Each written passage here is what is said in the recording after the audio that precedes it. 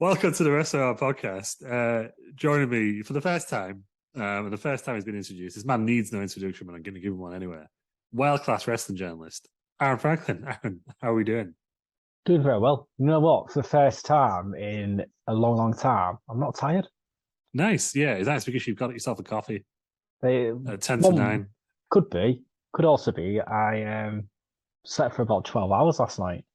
Oh, nice. Yeah, Yeah. I envy you in that sleep. It's been a long, long time since I've. Usually, I'm up 7 o'clock in the morning. Up, slept Yeah, into like 11 this morning. Crazy stuff. nice. Yeah, I can't even do that without an alarm now. My body just naturally Yeah, wakes up about half mine seven. does. Yeah, I think I woke up by half 7. I was at our bulk list and fell yeah, asleep till 11. So yeah. I was pleased with that. Nice. Feeling all refreshed. I'm the complete opposite of that. I'm a shell of a man.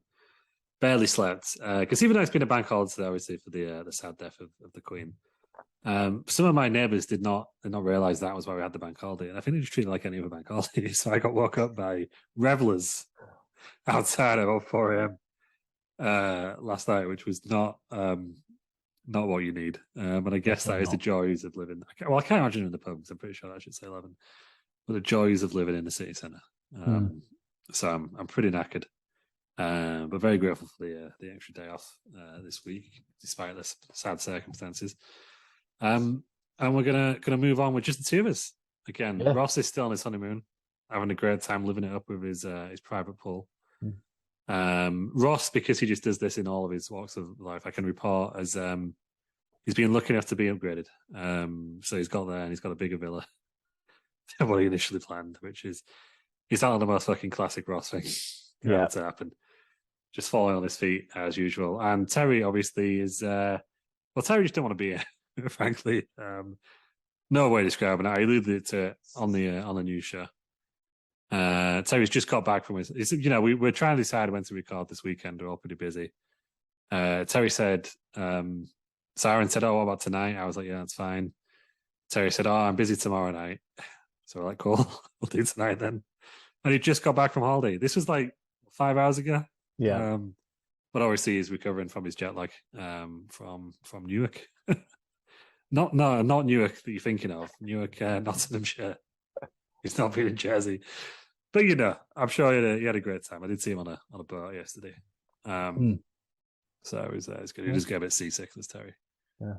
So it's good news for our listeners though, because one of the greatest shows of all time was me and you, where we covered a WCW show. It was. And Yeah. it was a great show. Really enjoyed that one. It was. And also we can't forget the classic Battle Royal at the Albert Hall. that was me and you. We were Yeah. abandoned Hmm. for that. And again, one of the greatest shows of all time. And I think you'll notice as well that I absolutely nailed the intro first time round. There was Yeah. definitely not No, multiple takes. Just first time round, just got it spot on. yeah. A world class wrestling journalist, Aaron Franklin. No stuttering. Remembered what the introduction was. Yeah, Nailed it. yeah. The benefits of being an editor and presenter in the same week. But what we're going to do today is, I guess it's a little bit different. It's one of Terry's favorite activities. Really, it's his idea, but he's not here. I was totally off him.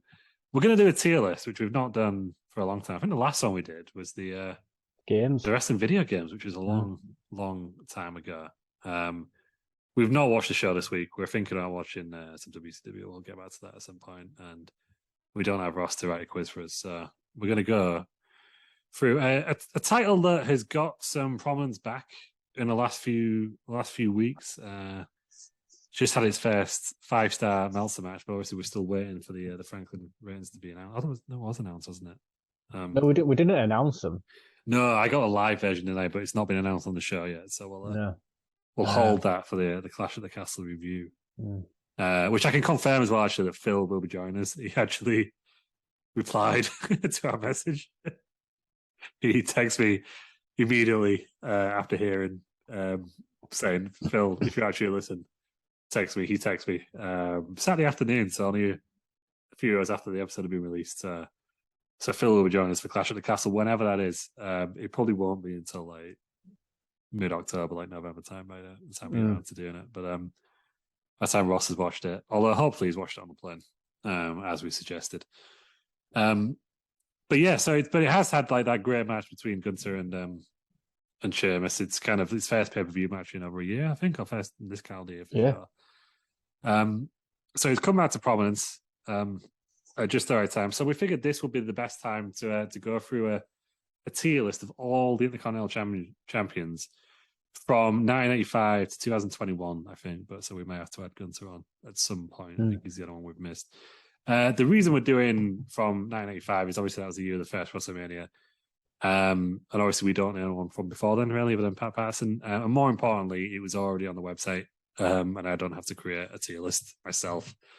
So that's the main reason we're doing it. But if you want to really know our thoughts on where Pat Patterson or I can't even think who would be a pre WrestleMania Intercontinental Champion like Don Baraka or someone, then I'm sure we'll do that at some point. But yeah, just like people get annoyed at Sky Sports only focused on the Premier League era, we're only focused on the WrestleMania era for this. So with that being said, Aaron Franklin, I will share my screen. I'm going to need some help with some of the golden era. Yeah, there we go. There is some people I forgot had won the Intercontinental Championship. Some people I just forgot existed at some point during this. And there's some absolute legends on there. They're in alphabetical order, I believe, which makes it easy. So I've just got to go after the thumbnails. But I think I recognize most of these people. I may have to do some zooming in at times. We've got 5 tiers, and then what we usually do, we'll get them all the tiers, and then we'll decide on the final ratings who will be the Halloween Havoc 95 of the Intercontinental Champions. Someone may rise from the bottom all the way to the top over the course of the episode. So we've got 5 tiers. Now they did come in at A, B, C, D, and E, but that wasn't good enough. No, not for us. So we'll start from the bottom. So the bottom tier, we've got Get in the C. Shite in the Continental Championship. You got to get in the C. And then we've got Seen Better. And then obviously we've got the classic in the middle, Peter's 6.5. And then we've got solid mid-card champion, because I feel like that's what I'm going to say a lot. I always do when it comes to these. And then top of the pile, obviously, we've got the Franklin 5 stars. I was going to actually call the second one the Meltzer 5 stars, but I thought I'd get too confusing. But that was my that was going to be my gimmick earlier, but I thought no, it's going to get too confusing. So we've got a solid mid-card champion there instead. And then we've got the Franklin 5 stars. So yeah, these are going in alphabetical order. It covers everyone up till 2021. So I think the only person we're going to miss is Gunther, who we'll put in at the end. I think that's everyone. Let's just go a list of WWE Intercontinental Champions before we start, to make sure we're not missing anyone else who's won it this year. But I think Ricochet may have won it in 2021 as well. And if he didn't, can't be many people from this year. Yeah, and if Ricochet didn't win it and I won it this year, then I'm sure we can fit him in to that bottom tier. No, Ricochet this year as well. So yeah, just the 2 that we're missing. So Ricochet and Gunther. So we'll do those at the end as well. Well, we're going to get started with what I believe is. I'm just going to zoom out a bit so we can see the list as well, all on the flyer. Ahmed Johnson. This guy should have been bigger than what he was. Yeah, he really should. There were rumors that he was ready to win the WWE Championship, and then obviously he got injured. Yeah, and then just never came back into it, did he? Just kind of forgotten about, and didn't he go across to WCW? He did. Was he? What was his name in WCW? Big T. Yeah, because he won that match for the T. Yeah, against Booker T. With Booker T. He also went by Motive, Nightbreeder, Siva, Tony Norris. That is his name. His name is Anthony Norris. So that would make sense. And my favourite, Black Superman, which I can't find any. I hope that's just a full-on Superman get-up for that one. But in terms of the Intercontinental Championship, he didn't do a lot. So he beat Goldust at King of the Ring 96, which we didn't watch that one. We just watched the main event, didn't we? And then he vacated the championship after being attacked by the debuting Farouk 50 days later or 58 if you're WWE, because it was aired on tape there. Sounds pretty lackluster to me. Yeah, not a great. I think this was one of his only championship runs as well, because we say like after this, I think he went to go into the main event scene. No, he won I lie. He won one other title in the WWF. He won the Q8 Cup. Okay. I don't know what that is. There's no details. And he won Slammy Award for the new sensation of the squared circle. And then he won the Wrestling Observer Newsletter Worst Interviews Award of 96 as well. So some year for 1996. Because he also came 5th in the PWI 500 in the same year. Which is actually pretty high up. That is high up. I think that's the same level that CM Punk got to this year. I can't remember. I completely missed that out of the news, but I'm sure we'll look at it at some point. So it looks like he had a good year, but I think in terms of his Intercontinental Championship run, there's not really a lot to say, is there? That didn't really happen. Sounds to me like it's getting the C. I think it is to get in the C, doesn't it? Yeah. Yeah. One championship run, 50 days long, vacates it, only beating Goldust. Fred, Ahmed Johnson, is in the C. Oh, he's still alive, so that's all due respectful, that's fine. Next, one of the most decorated wrestlers of all time. But I must admit, I completely forgot this happened, and I believe it happened very recently. AJ Styles. Yeah. So he's held it once. Defeated Daniel Bryan. I do remember this match, actually. It was a really good match. It was one of the best performance center era matches. I think it lasted about 40 minutes on SmackDown. He lasted for 74 days before losing the championship to Jeff Hardy, of all people, on SmackDown. So where do we put AJ Styles in terms of his Intercontinental Championship run? I feel like the match that he won it in gives him a lot of stock, but I don't seem to remember anything else that happened. Like, I remember that match happening, but I don't remember that it was for the championship. Yeah, I haven't seen the match, so I can't comment on it. I didn't watch a great deal of wrestling through the lockdown era, if I'm honest. It was difficult to watch the performance center stuff. Just so I'll be honest, I haven't seen that match, so I can't put too many comments out there regarding it. And obviously, I became a Thunderdome regular, a Thunderdome legend, some might say. But this was before, even though it was before I had made my own WWE debut. I feel like because of the match at the beginning, he won it in. I'm assuming it was better than Ahmed Johnson versus Goldust. I'm willing to put him in scene better. I don't think he really did anything for it. I think it's helped him. I'm assuming he's a Grand Slam champion, which is probably why they gave him it. He will be, won't he? But I don't think he really did. I don't think it really did anything for him. Other than that, really, it didn't do anything for the title either. And losing it to Jeff Hardy in like 2020. Yeah, not great. Seen better. Yeah, let's put him seen better for that. Believe this bottom is going to start racking up fairly soon. Albert is next. Now again, I remember him being Intercontinental Champion. That's all I remember. When do we reckon it was? Right, 2001. Yeah, 2000, 2001. I'd say. Here we go. Right. Did he win it as Albert? He won it as Albert, just straight up Albert. It was a no disqualification match against Kane. Pretty exciting in New York, in New York City. So I'm assuming that was in Madison Square Garden. But then he lost it to Lance Storm 25 days later. that sounds very lackluster. Yeah. So I was a big Albert fan back in the day. Yeah, he was. I remember being a bigger fan than I should have been. Given when you look back at his career. Oh yeah, like, you rewatch matches now and you think, Jesus Christ, this guy's awful. Yeah. Yeah. And I guess the most significant point of this is he lost it to a WCW guy. I'm assuming they did that because they didn't want Kane losing it to a WCW guy. Yeah, I'd imagine so. So I think as well, Albert, he's got to get in the C. Yeah, get in the C, Albert. Yeah. Albert is also in the C. What I really should have done is thought about this and added like a slashing sound effect every time we put someone in the C. I don't think I'll have time to do that, unfortunately. But just imagine that happening, guys. Just a question: if the Intercontinental title had been won by Tensai, I think it would have been talking Franklin 5 stars potentially. Oh my god, yeah, Tensai, one of the greatest gimmicks of all time. Later on, Tensai as well. Tons of fun, Tensai. Yeah. The sweet tea era of Tensai.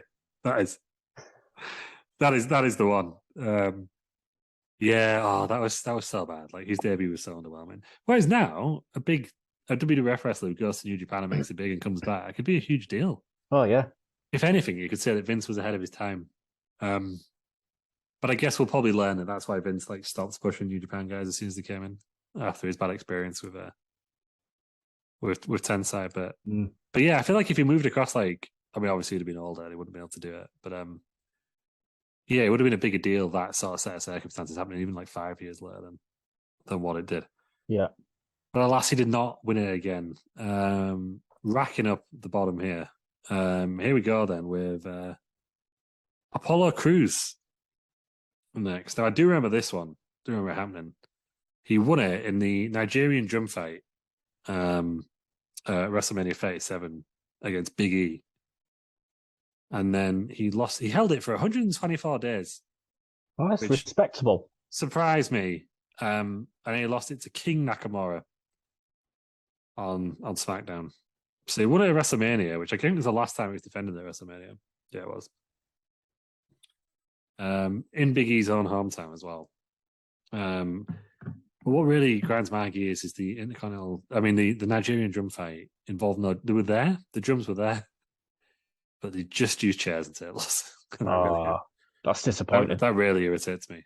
But he won it at WrestleMania, so I don't think he needs to get in the seat. No, but I think we may have seen better. I don't think he's quite at that 6.5 level. No, I think if he'd have won the title by using a drum, exactly talking 6.5. We did respectable length of time to hold the title. Yeah. But I agree. I think we've seen better. We didn't even get the classic spot of someone with a drum on the head, which is Nigerian drum fight. You need at least one drum on the head. That's a classic spot of any musical related matches, which there are many. But yeah, I believe Apollo Crews we've seen better. We haven't yet, unfortunately. I'm sure we're going to get into some of them. Yeah, we've just not got anyone in the top half yet. But here we go then with the first multi-time champion on here now. Big E of the New Day. Quite a storied history. He's won it. I think they were quite far apart from each other. So he won it as Big E Langston in November 2013, beating Curtis Axel on Raw and held it for 167 days. And noticeably during that time, he lost to Langston and just became Big E.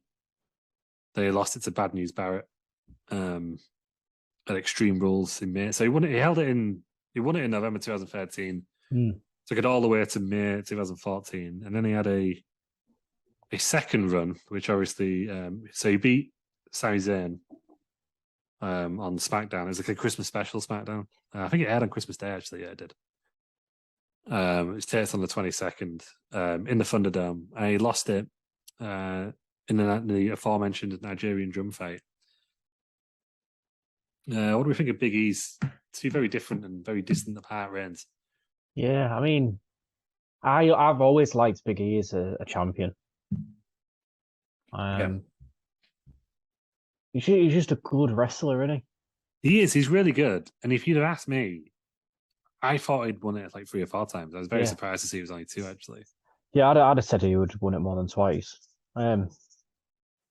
He's just so over, isn't he? Yeah. Always, I mean, part of the New Day.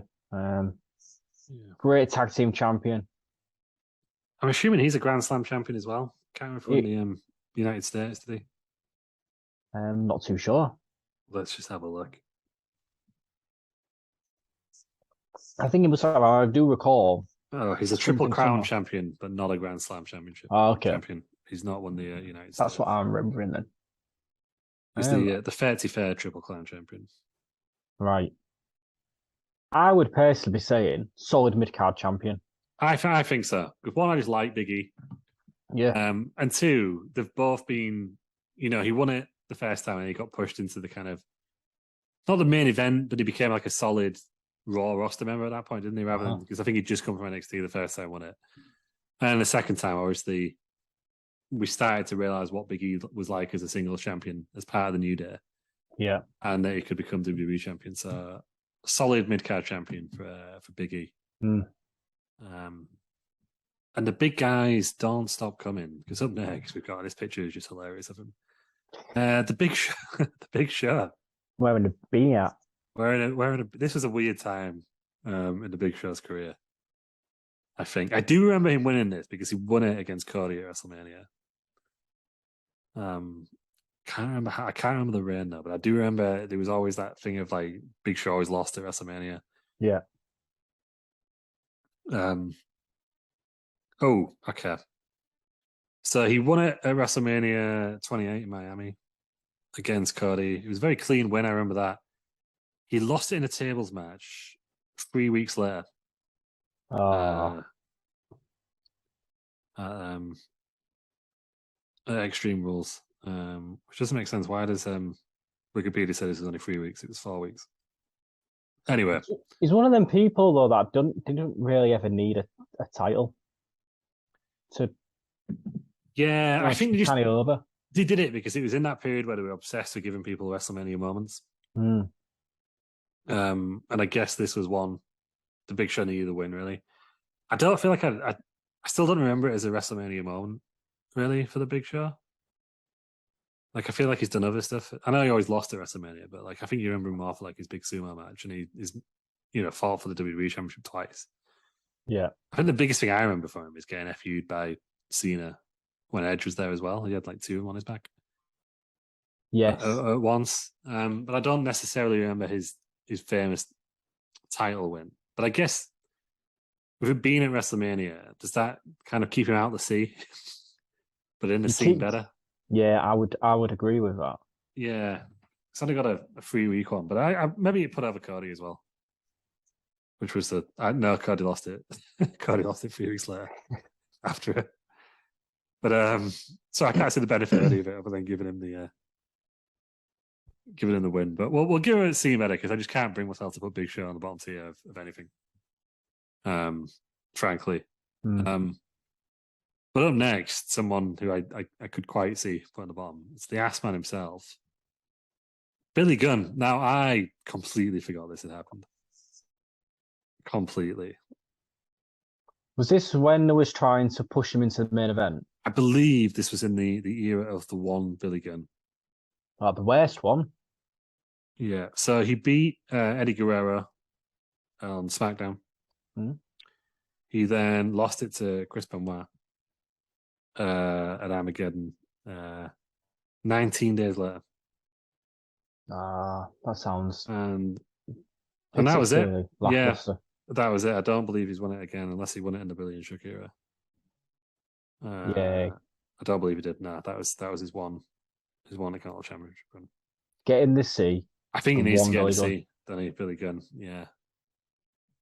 The one Billy Gunn was quite the gimmick though. I think I mentioned it before on here, but there's that Twitter account where it just puts his theme tune above across sitcoms.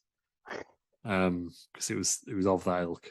But that was his kind of his one, no pun intended, one contribution to wrestling during that time. But yeah, it doesn't seem like a big win at all. Don't think I remembered it. It was 3 weeks long, less than 3 weeks long. So in the C. Up next then, bit of a different one. Bobby Lashley.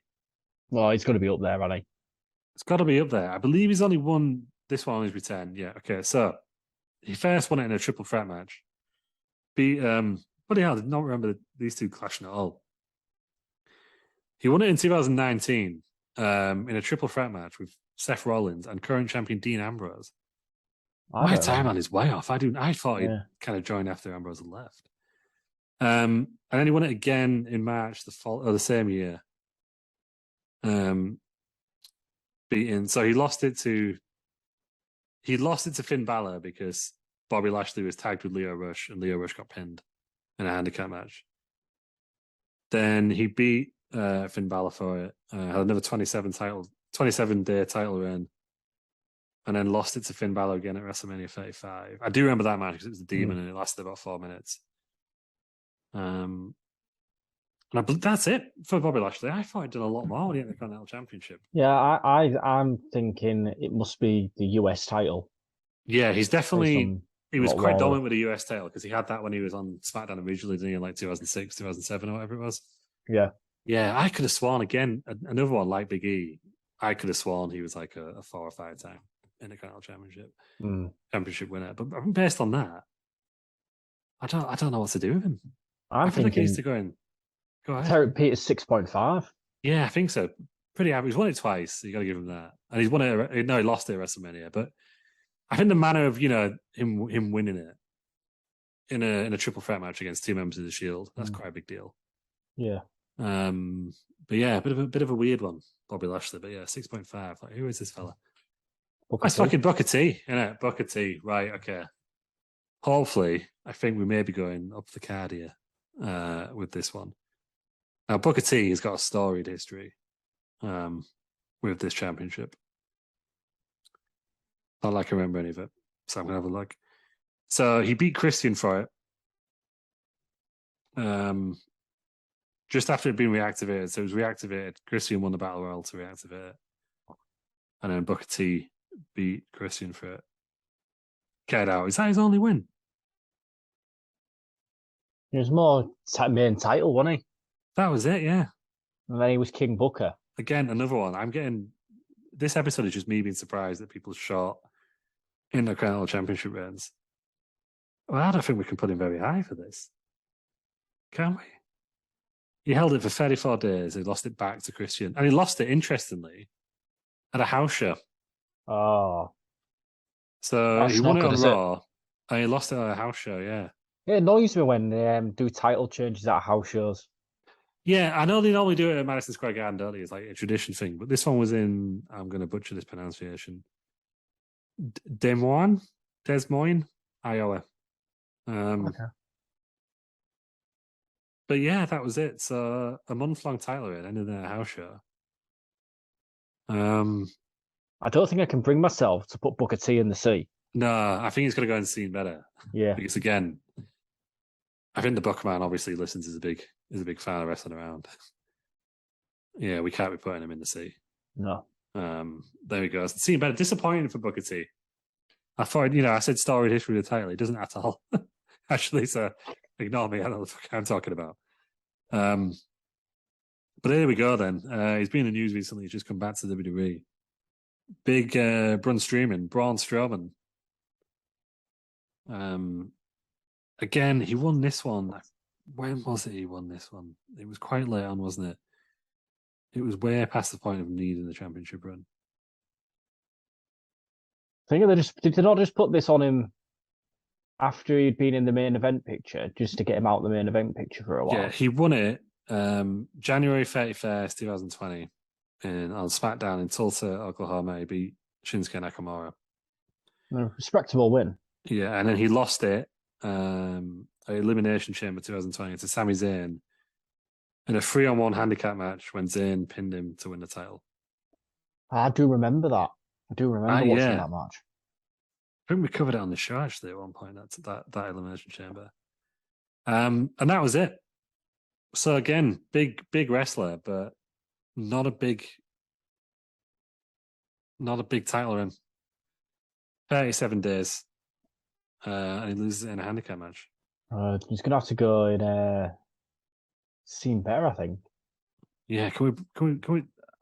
Should we put Braun Strowman in the C? Oh, yeah, potentially. I think I like Strowman overall. I think he deserved more out of his world title run. But I feel like for the purpose of this list, integrity-wise, he's got to go in the C, I think.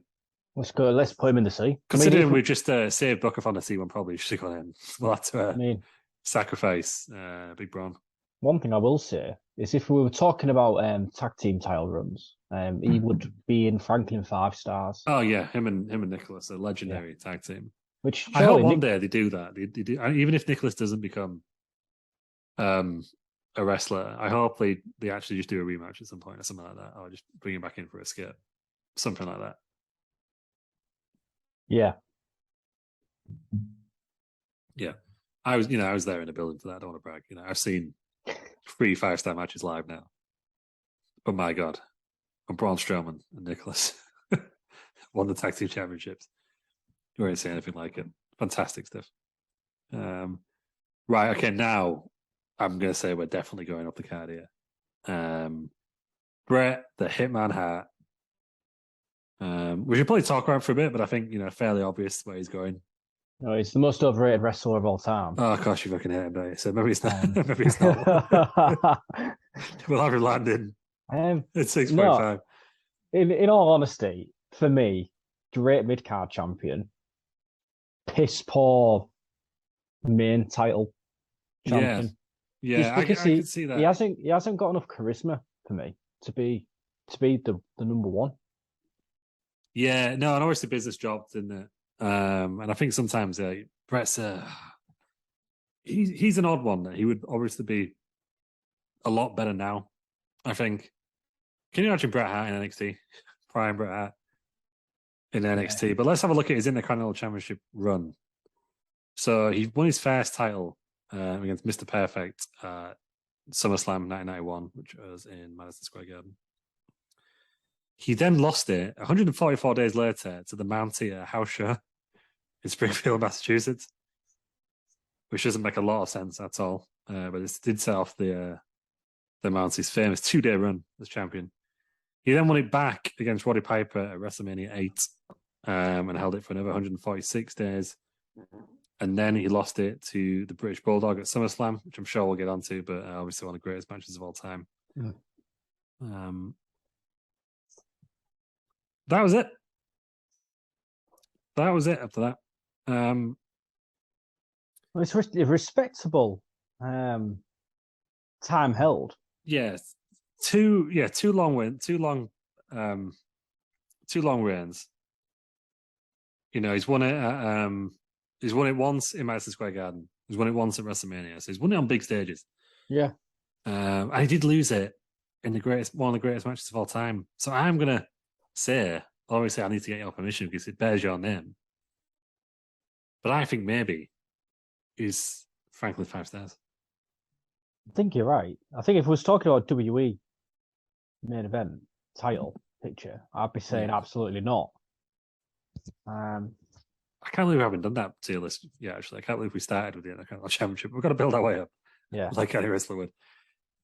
Well, frankly, 5 stars it is. Yeah, I think he put it on the map, didn't he? Like, obviously, it was that famous match. But when you look back at like video packages of classic Intercontinental Champions, he's always on there, isn't he?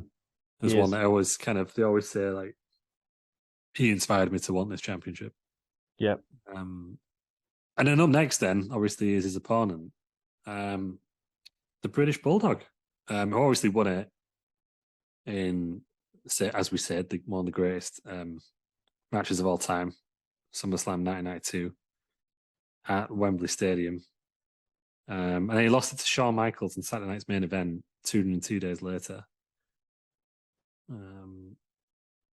feel like that might have been it, unless he won it very late on in his career as well. He's one of the greatest of all time, isn't he? He is. He only won it once. Sometimes that's enough, though. I think, given he had a lengthy title reign with it, lost it to Shawn Michaels, no shame in that. And he did win it in one of the most famous matches. We've just been to an event celebrating it 30 years after it happened. How many times does that happen? Yeah. So I think he's got to join his brother-in-law. Is that related, these two? Yeah. In the Franklin 5 stars. I would agree. Let's get him up there. Oh, we're hitting our stride now with these Franklin 5 stars, but maybe not quite yet. Up next is he spits in the face of people who don't like to be called. It's Carlito. This guy, I'm just going to go straight off the bat now. Solid mid-card champion. I think so too. This guy, I loved him. Obviously, in our teenage years, watching this guy, just loved him. Yeah, he feels like your quintessential mid-card champion, doesn't he? Yeah. Like, I know a lot of people talk about being in the main event slot, but I've never really seen him in that light. I've only ever seen him as kind of a mid-cadder. He won the championship on his first night in Raw in 2005 after the draft. Beating Shelton Benjamin, held it for 3 months before losing to an 11 Ric Flair. Respectable. Yeah. And then did he not win it again? Again, just more of me being surprised that people didn't win it as much as I thought. Yeah, I mean, I think he challenged for it a lot more, didn't he? Yeah, and I think he was in the US title picture quite a bit as well. Yeah. I got so excited. Was it the Rumble he returnn to? Yes. I got so excited, and I was really hoping he had a match on Raw the next night as well, didn't he? Just really teasing us into thinking he was coming back full time. I really hope at some point they bring him back for another run. Yeah, he looks like, I know he had a bad attitude at the time, and I think that's why they let him go. But I'd like to see him in like he's 43, and as the old saying goes, Bobby Lashley's 46 now. Yeah. So it's not beyond the realms of possibilities like it used to be. That he could come back in for like even if it's not full time on like another like a month or so. Yeah. Maybe after the next Rumble. But I think even though he's only had one title reign, he's the quintessential Intercontinental Champion is what it's all about. Yeah. Kind of using it as a stepping stone, or trying to. So that's going to make him a solid mid-card champion. He's everything you want from a mid-card champion, in my eyes. Yeah. He had a great gimmick. He was over with the fans. Agreed, yeah. Yeah, and he had some good matches. Like, I do remember him being in the scene a lot, even if he didn't win the championship a lot. He was definitely around in those times. Right, here we go then. With the guy who I believe, off memory, has won the Intercontinental Championship the most of anyone. Yes. Chris Jericho. The greatest of all time. I think he is. I think he's one of the greatest probably one of the greatest wrestlers of all time. But definitely one of the greatest Intercontinental Champions of all time. Let's go through his reigns then. So he won it for the first time on my 9th birthday, December 12th, 1999. I'm sure that's what everyone was thinking. His reign then ended 22 days later, or did it? On Raw from Miami, Florida, on January 3rd. He had a double pinfall in a match against China, and they were both declared the champion. He then won it for the apparently WWE recognizes this period as a vacancy, though not an official reign. But they held it with China for 20 days. Then he won it back for himself, defeating China and Hardcore Holly in a triple threat match at the Royal Rumble 2000 to become the Undisputed Champion. He then lost it to Kurt Angle on No Way Out in the year 2000. Won it back May 2nd, beating Chris Benoit. That reign lasted just under a week before he lost it back to Chris Benoit. And then he won it again, beating Chris Benoit in that famous ladder match at Royal Rumble 2001. At a 72 day reign before losing it to Triple H. That was the whole 2-man power trip, which I completely forgot about. Here we go. And then I think obviously then he had his spell away from the company or in the main event scene. No, in the main event scene. Because he then won it back, beating Rob Van Dam on Raw. Held it for 2 weeks and then lost it to Kane on Raw again. Then the title was deactivated. He then beat Rob Van Dam for it in October 2003. And then lost it the same day back to Rob Van Dam, but in a steel cage match. Not sure what happened there. That looks like an interesting episode of Raw. He then won the vacant title, beating Christian in a ladder match after Edge vacated it due to injury. And he held it for 37 days before losing it to Shelton Benjamin. He then won it back in 2008, beating Jeff Hardy on Raw match 10. I remember that one because I think Jeff Hardy had been arrested for something or been suspended for something. So they gave Jericho at the last minute. Right. That was reign number 8. He then won it again for the 9th time, beating Rey Mysterio in June 2009 in No Holds Barred match. Held it for 3 weeks before losing it back to Rey Mysterio. And I believe that was his last WWE Intercontinental Championship run. But obviously he had the Intercontinental Championship run in New Japan as well. after that. But I mean, on title reign numbers alone, potentially the greatest of all time. Franklin 5 stars. I think when we sort these lists out at the end, he's going to be very, very close to the top, if not the top one. One of in my top 3 of all time, Chris Jericho. Yeah, and I think definitely when you take this into consideration as well, but potentially rivaled by this next fella, Christian. Yeah, his name came up a lot. That's won a lot of title reigns there as well. And Christian also was the guy who reactivated the championship. He won it in the Battle Royal to reactivate the championship after it be unified. I mean, alongside Chris Jericho, probably 2 of the greatest guys on a mic. Yeah, Christian's like very. I don't want to say underrated because I feel like everyone knows how great he is, but like I don't think he had the championship accomplishments of what he should have had. Yeah. And I think he's also lived in Edge's shadow. I think he's very unlucky that he was his like childhood friend and was one of the greatest wrestlers of all time. I mean, I'm quite glad in a way that he didn't sign with WWE when Edge most recently did, and he went to AEW. So we've been able to see the heel side of him. Yeah, seen a bit more. We would have probably seen that in WWE. The only thing I'm disappointed by is just the lack of Edge and Christian reunion. Yeah, one more title run. Yeah, just even one more match. I think we might get one more match, possibly, with them as a tag team. But maybe in a few years' time. But they'll both be in the 50s by that point, I think. But Christian is a 4-time champion for the Intercontinental Championship.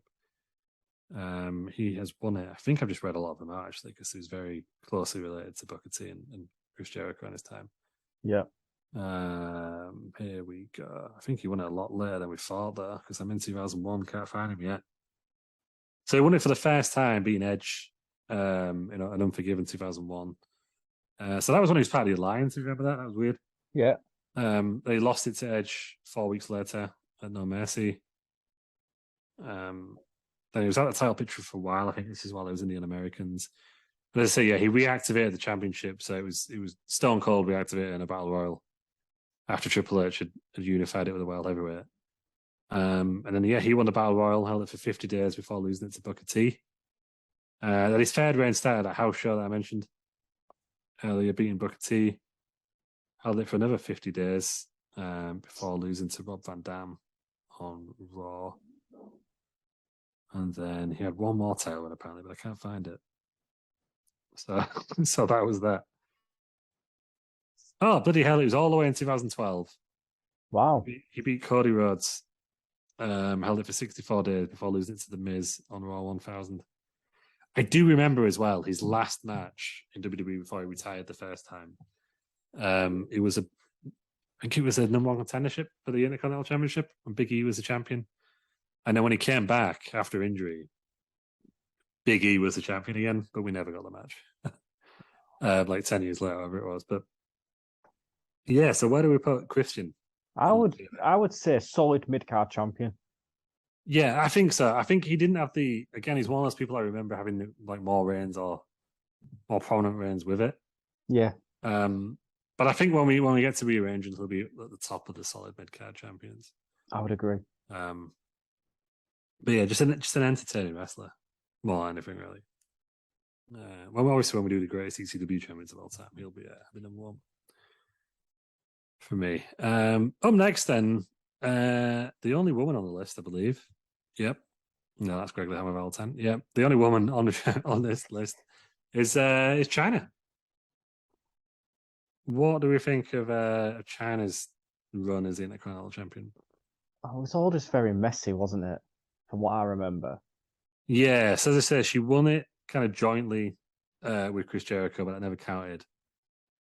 She first won it beating Jeff Jarrett in that infamous Good Housekeeping match where Jeff Jarrett allegedly held up Vince wanting more money before he agreed to drop it. At No Mercy 1999. She shared it with Jericho, and then she won it again SummerSlam beating Val Venus. in a mixed tag match, and she pinned Trish Stratus to win the championship. Right. Even though Val Venus was the champion, and she lost it to Eddie Guerrero 8 days later in a triple threat match. I understand. Yeah, I understand why they put her into the Intercontinental title picture, because there was really no women for her to challenge her. Yeah, no, that was it. And apparently, at one point, they were very strongly considering putting the World Championship on her. Thank God they didn't. Yeah, it would have been trailblazing, but she wasn't a very good wrestler, was she? I think that's my issue with China. Is that historically she should be Franklin 5 stars. Yeah. But in ring, she wasn't very good. Well, Chris Jericho said it's one of the worst people he's had to work with in the ring, because she was so wooden. Yeah. Like she had a great look, but just no ability whatsoever. Yeah. So it was trailblazer, but it's difficult because she wasn't very good. 6.5 harsh, or do you think that's where she should land? I think you hit the nail on the head there. 6.5, yeah. I wanted to put her in solid mid-card champion, but I just don't remember. I can't remember a good China match, and that's potentially an issue. Up next, we've not heard from this guy for a long time. Don't think he's been up to much recently. CM Punk. Right, so, this is going to be a weird one. I'm going to batten down the hatches for this one because he's got a lot of very passionate fans, shall we say, online. CM Punk. He beat our boy William Regal on Raw, no DQ match for his first championship reign. With this championship, was that his only championship reign? It was. So he beat Regal, held the title for 7 weeks before losing to JBL.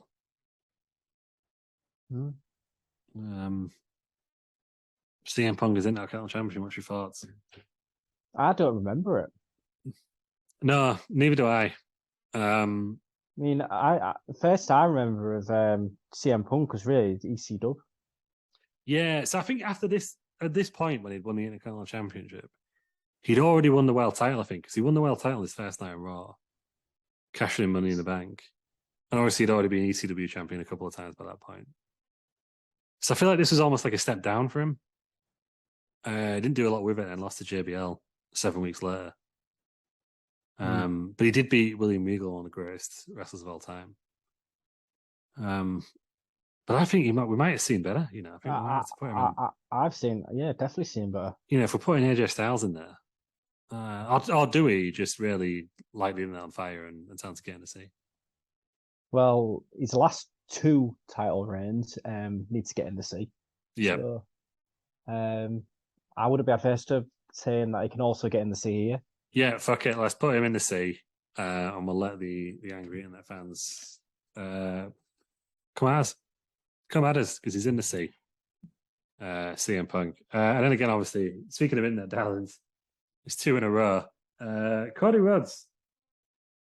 I liked Cody Rhodes as Intercontinental title. This champion. This is when he used to have the mask on his face, wasn't it? He had the mask on. He brought back the classic design. Mm-hmm.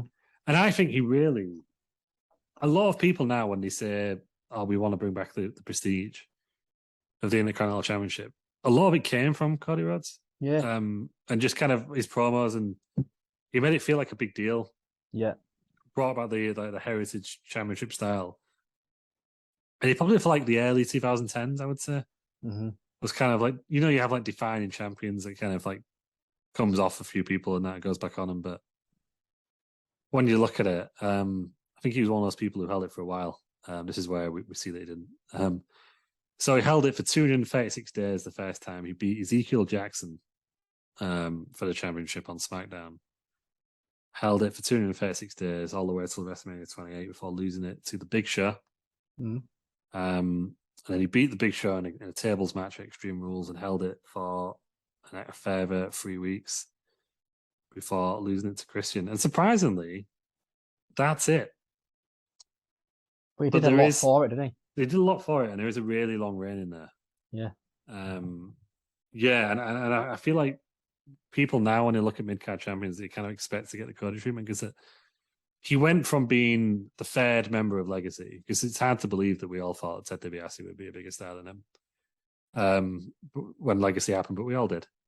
And I think this really solidified him as actually this guy could be a main event player. And he probably solidified it for him as well. And then when it didn't happen, he obviously went to AEW and he went to the Indies, then AEW, and the rest is history. But yeah, I think, is he a solid mid-card champion or is he a Franklin 5 stars? Because he's in that top 2 for me. He's definitely above 6.5. I think for me, he's kind of in between. I mean, he did a lot for it. He brought prestige back to the title, which hadn't been seen for a couple of years. Obviously, brought back the best belt design. Is he Franklin 5 stars? Just bringing back that belt design. I think he might be. I think he might be at the lower end of it. Yeah, and a long reign, just to solidify it. Yeah. I mean, this is one of the talks that we had on one of the previous shows when he made his WrestleMania return. It might be me, I can't remember who said it. But we said, put the Intercontinental title back on him because it'll add prestige back to that title. Obviously, it's a different story now because he's injured and they put the title on Gunther. Gunther's doing a very good job of it. But yeah, just it's kind of different people just adds prestige because he's a big star, isn't he? I think so. I think, sometimes you talk about the belt elevating the wrestler or the wrestler elevating the belt. I think in this period, they elevated each other. The Intercontinental Championship felt like a bigger deal, and so did Cody. Yeah. So I think, and let's be honest, I'm a filthy mark, and I probably wouldn't be saying this a year ago, but here we are. I think we give him Franklin 5 stars. Yeah, do it. I think we do it. And if you're worried about the Franklin 5 stars getting too full, well, don't worry, because Curtis Axel's up next. What do we think? Get in the sea. Okay, I don't even remember it. I do remember that weird push he had as a Paul Heyman guy, which is forever kind of like ruined the allure of Paul Heyman for me. Because I feel like, when he always put someone with Paul Heyman, he can get anyone over. Curtis Axel very much proves that is not the case. Yeah. When did he win it? He won it. He beat Wade Barrett for it in a triple threat match involving The Miz at Payback 2013. He lost it to Big E 155 days later. Wow. And that was it. Wasn't expecting the title run as long as that. Obviously, neither was I, but I don't think he did anything with it. Yeah, I was just about to say, was the title down in the pits whilst you? Yeah, I think there was that period, wasn't it, where they were really trying to push him or something. Because I remember him beating Triple H by stoppage one time. I think it was on a Raw, but at the same time, I think because he's got all that, he got that big run, didn't do anything with it. The C, yeah, for me, yeah, getting the C. Okay, it's Axel. Up next, then, we've been talking about a lot of news recently. We've got a lot to go through. Up next is Daniel Bryan. Oh, he's got to be up there, hasn't he? Won at WrestleMania in a ladder match, which was kind of like a make good on him not main eventing that year's WrestleMania, from what I remember. Beat Bad News Barrett in a 7-way ladder match. Then he vacated it on Raw due to injury. And that was the last we saw of Daniel Bryan in the Intercontinental Championship run. Really? I thought he'd won it a couple of times. That was it. Oh, yeah. Maybe it's not there. Maybe it's just a solid 6.5 for the WrestleMania moment. Yeah, I think, I'm the same. He won it at WrestleMania, and I think the idea was he was going to kind of defend that more on SmackDown and make it like SmackDown's main title. Right. Well, that was his idea, at least. And obviously he got injured. And I think he had to retire after that. So I think he retired the first time around as Intercontinental Champion. I don't think he wrestled again after this run. So for that, you got to give him something. But I think it's just a 6.5 for the Intercontinental Championship run. Yeah, disappointing. Could have been better if he hadn't got injured, but yeah, it could have been a definite Franklin 5 stars. But I think because of the injuries getting in the way, we didn't really see the full potential of of Daniel Bryan winning the Intercontinental Championship, which is a shame, really, because he seems like the sort of wrestler who'd really, really run with it. Up next, then, we've got the man he's facing tonight as this goes out on Grand Slam for the AEW Championship. Jon Moxley, or as he was known in the WWE, Dean Ambrose. He was just a solid mid-card champion, wasn't he, in WWE? Yeah, so he beat Kevin Owens for a TLC, but it wasn't a TLC match. And held it for 64 days before losing to Kevin Owens in a fatal 5-way match. I think, did they have that awesome last man standing match or Rumble in between that? I seem to remember that. And then he won it again. Oh, I've missed the ring. He then beat The Miz for it and held it for 152 days this time before losing it back to The Miz. And then he held it again, beating Seth Rollins for it and holding it for a month before losing it to Bobby Lashley, which, again, my timeline is all over the place with that one. So 3-time champion. He had a really, really long US title reign as well, didn't he? Yes. It's what I remember him for, it, to be honest, is... Yeah, because I think he won all these after the Shield, yeah. So have we got to go solid mid-card champion? I think we have. Yeah, let's go with that one. Up next, then, is one of the more ridiculous runs of all time. It's Dean Douglas. Oh, get in the sea. Shane Douglas. I mean, this is in the sea. I think, did he not get given the belt and then lose it immediately? I'm not too sure on that, but I don't like him anyway. Yeah, I mean, he's definitely going to sea, but I'm just going to Google what exactly happened with this. But it was not good. Yeah, so it was in your house for the Great White North. He won the title due to forfeit because Shawn Michaels legitimately got attacked outside of a nightclub. And he lost it the same night to Razor Ramon. And that was it.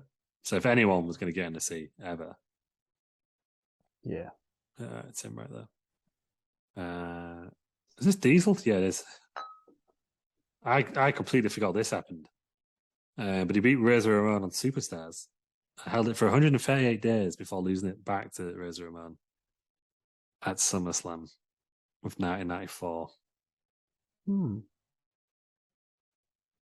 So I guess he was the mid-card champion in the lowest period. Yeah, in but history. Is this not in the time in the PWI he was named #1 newcomer? Let's have a look. Possibly 94 makes sense.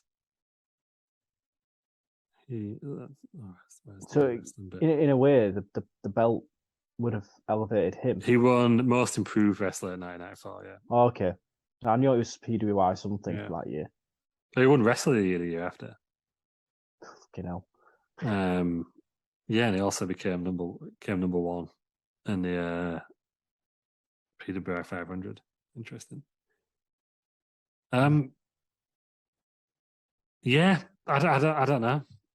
Solid 6.5 for me. Yeah, I think so. Not done a lot with it. We'll give him a 6.5 to be generous. Friend of the show is Kevin Nash. And obviously went across to WCW and just became lazy. Yeah. But I think I probably would in the same instance. With the money he was making for the work he was doing. Yeah. You can't do anything else, can you? Up next then, D'Lo Brown. Now this guy, I think, was in the Intercontinental Championship. Yeah, he was in the Intercontinental Champion when I started watching. And he became the first Eurocontinental Champion because he held the European Championship at the same time, beating Jeff Jarrett. Held it for 28 days. And you're not going to believe this, but that was it. Wow. Yeah. I think we've seen better.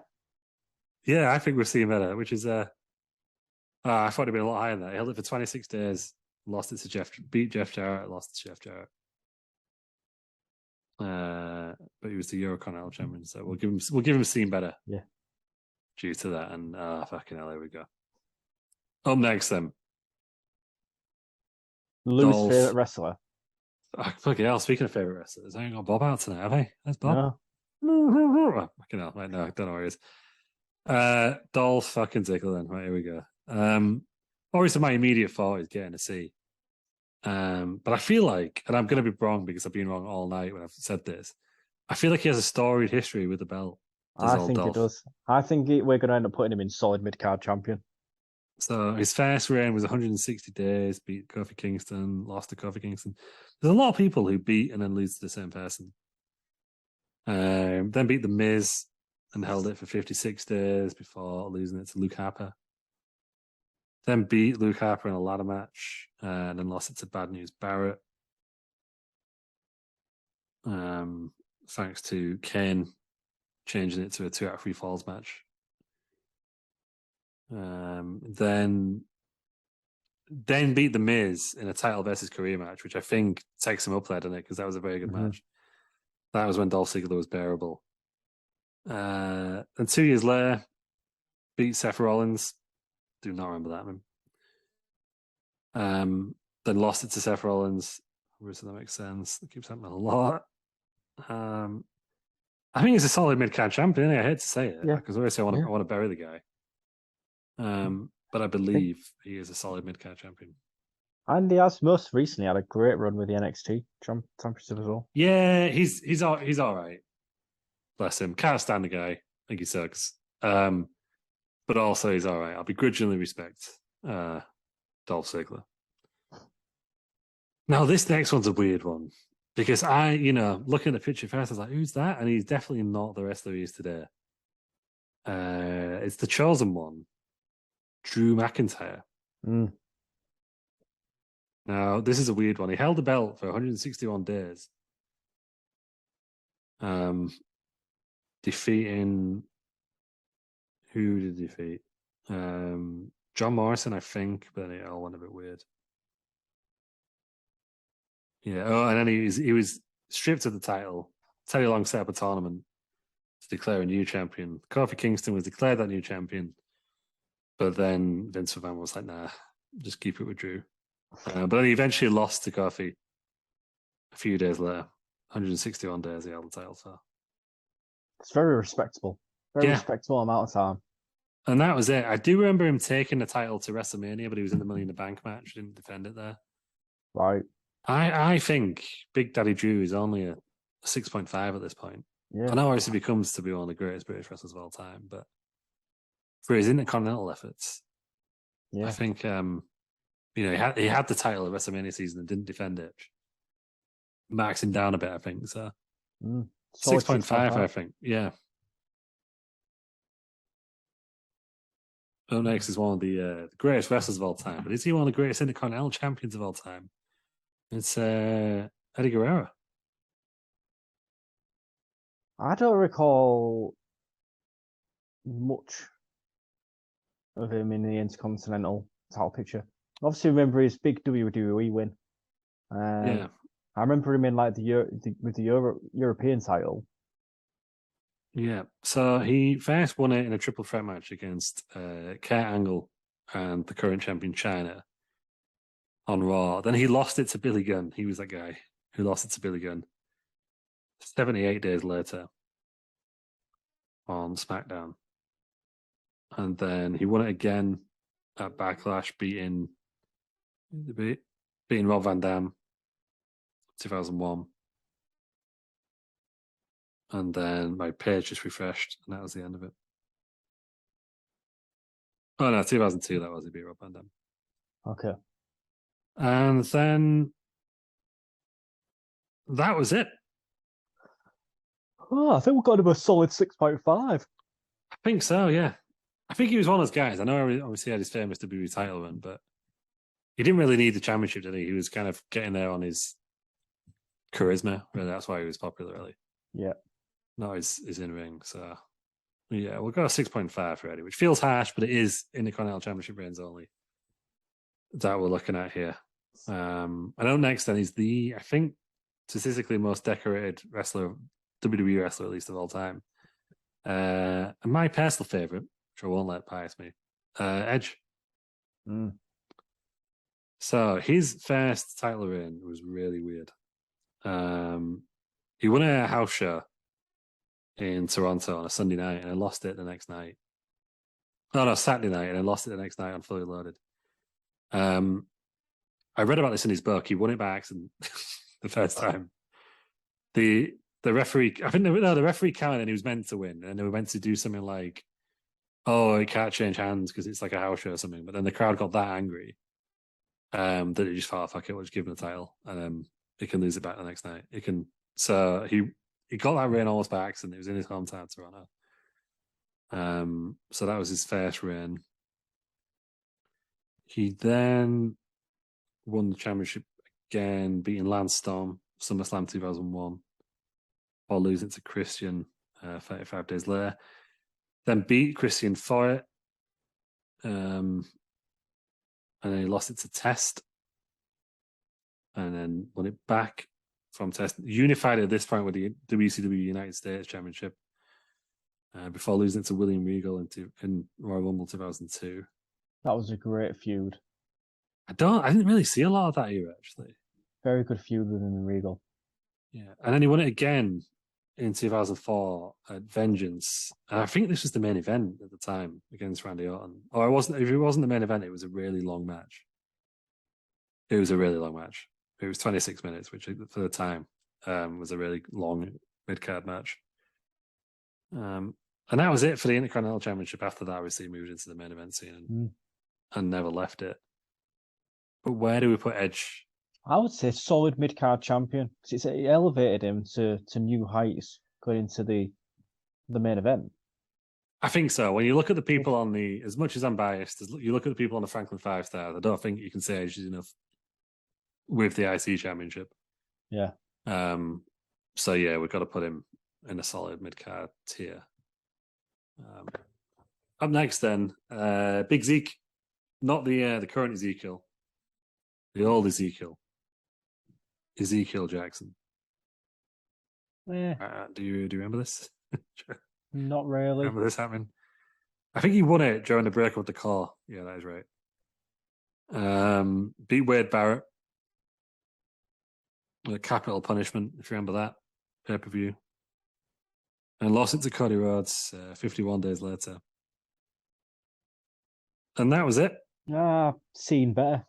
Yeah, I think we've seen better. He didn't really do a lot for him, did he? He didn't really kind of press ahead from there, really. I think it was really big plans because he was the last ECW champion as well.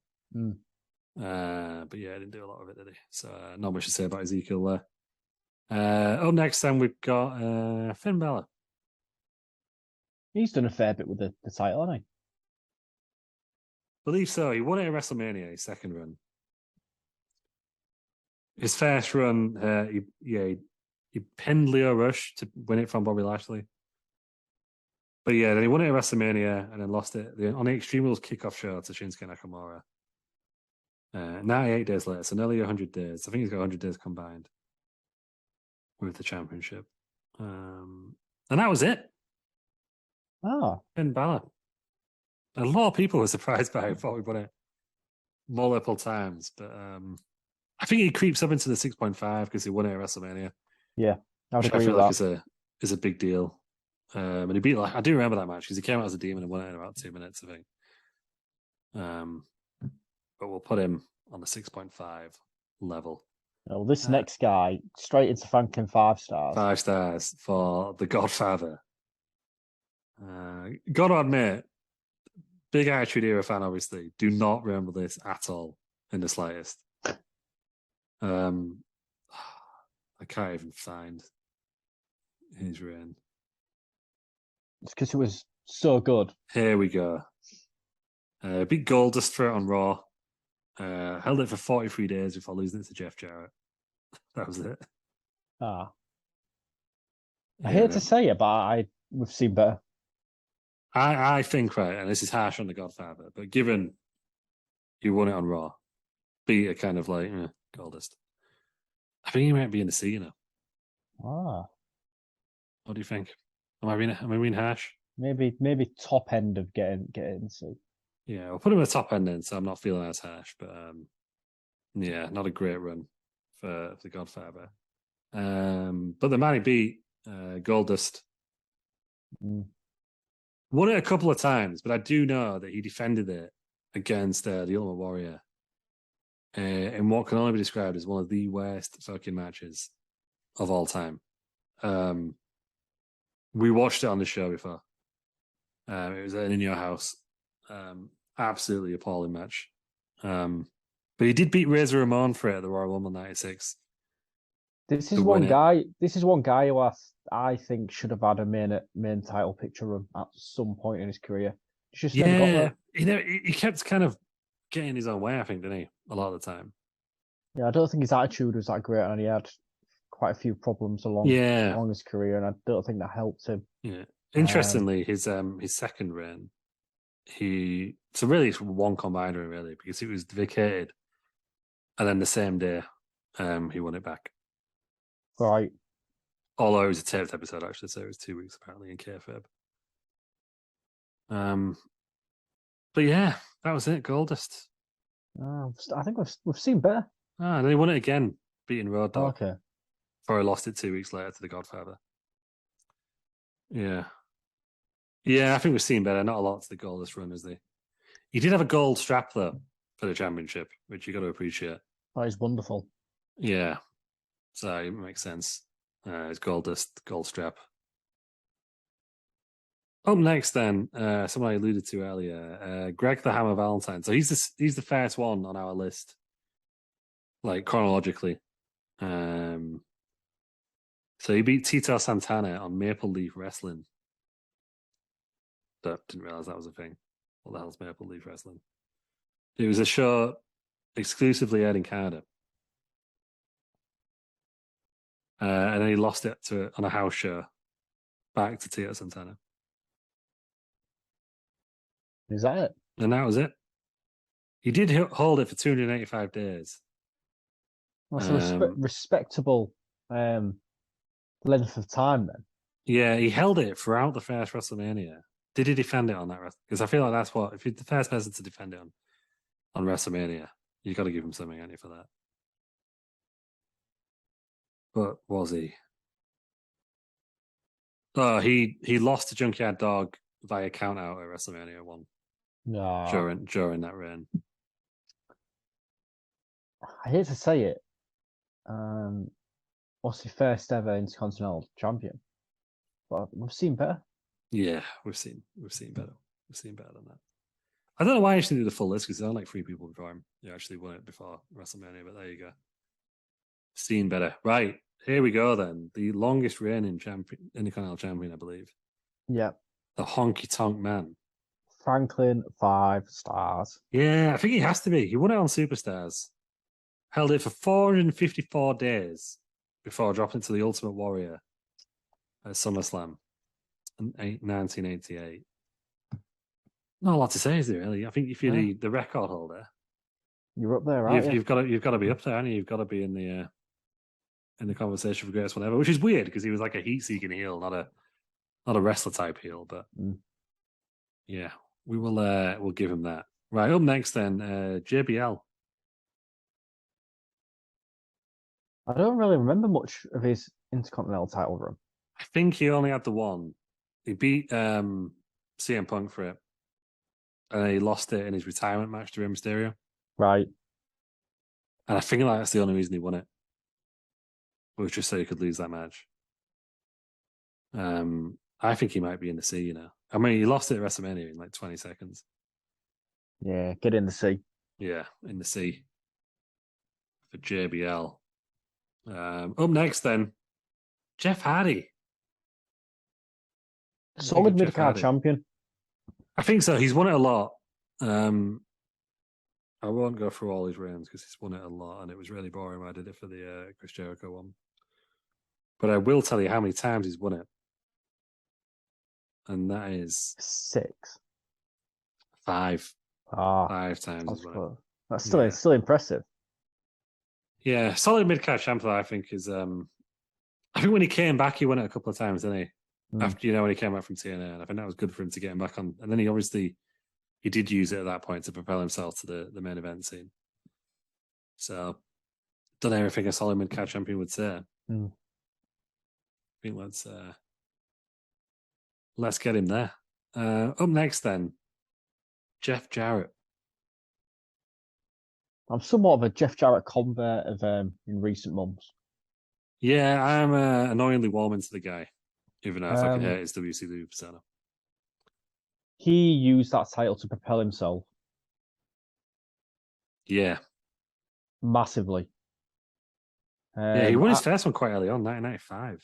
Yeah, I mean, if he hadn't spat his dummy out, I think with WWE, I think he would have gone into the main event picture at some point with WWF.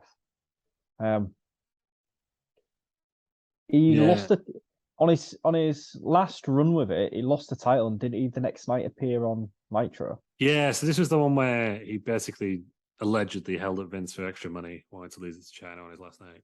Yeah. But I don't know. I think he's in the top 2 tiers, you know.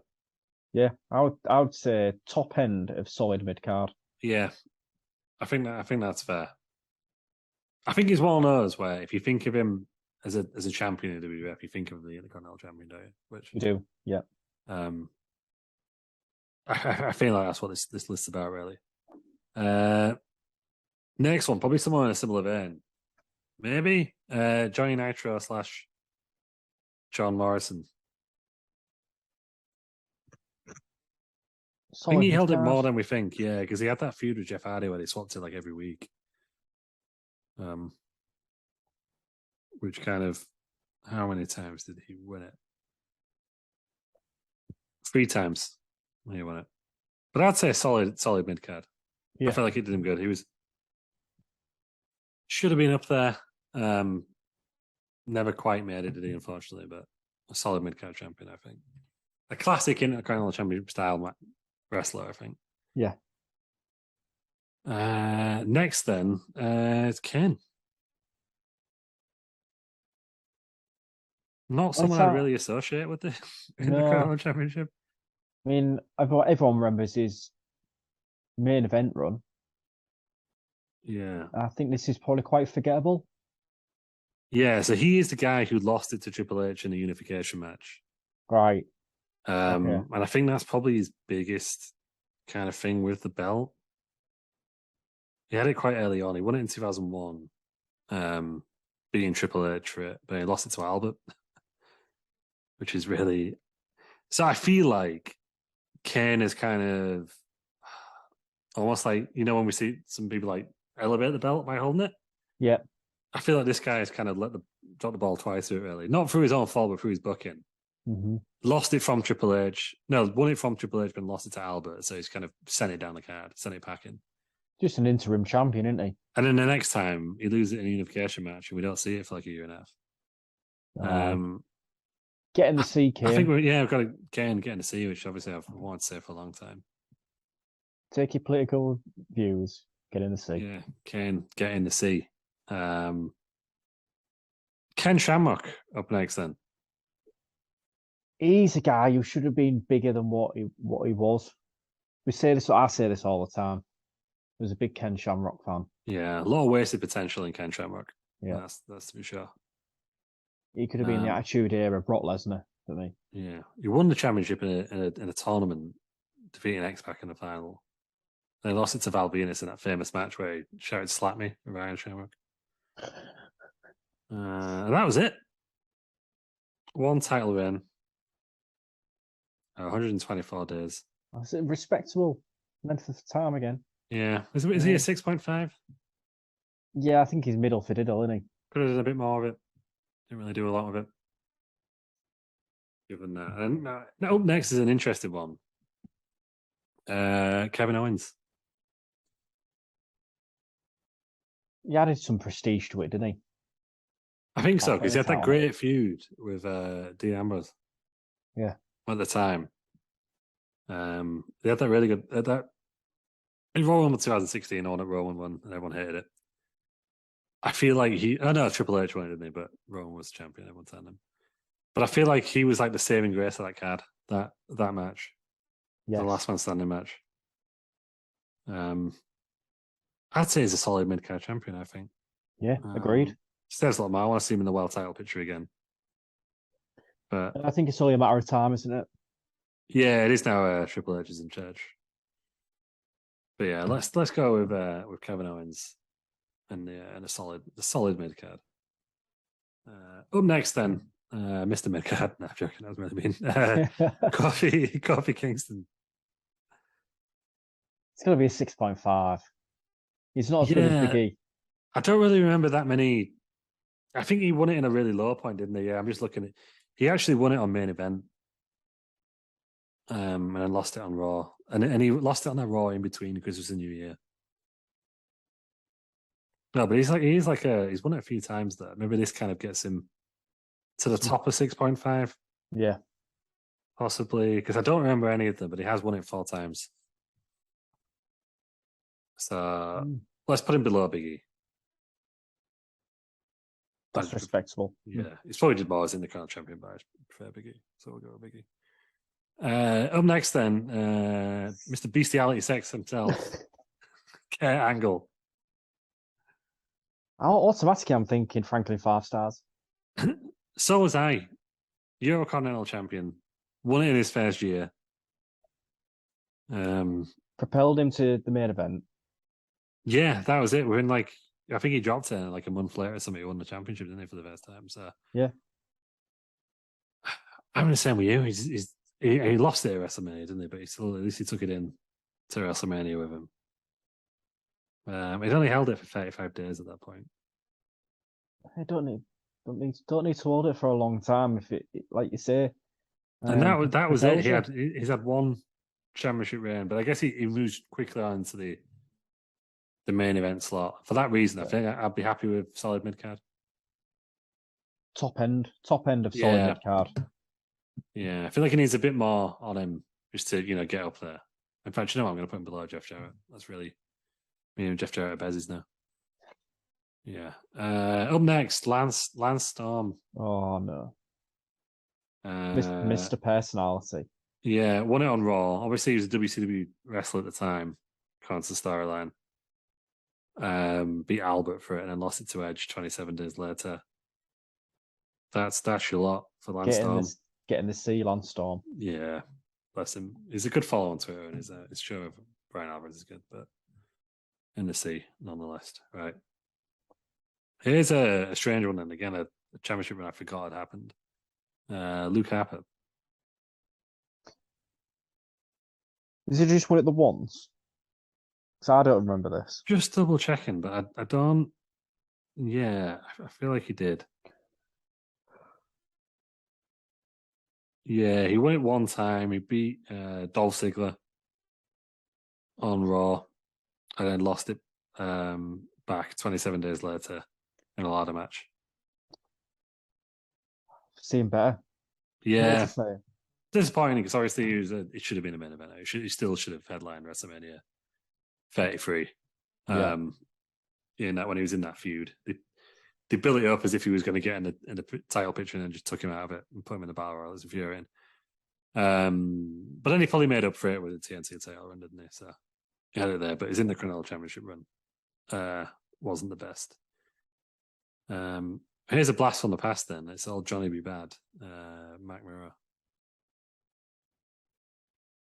He's had a couple of runs with, hasn't he? I believe so. We're going way back now. You can tell there was just when I'm scrolling through here, there's a lot less championship changes in the 90s. That's fine. Mark Murrow's win. Mark Murrow, he won it for the first time, defeating Farouk in a tournament for the vacant championship after Ahmed Johnson vacated it. Right. And you'll never believe it, Aaron. That's your lot.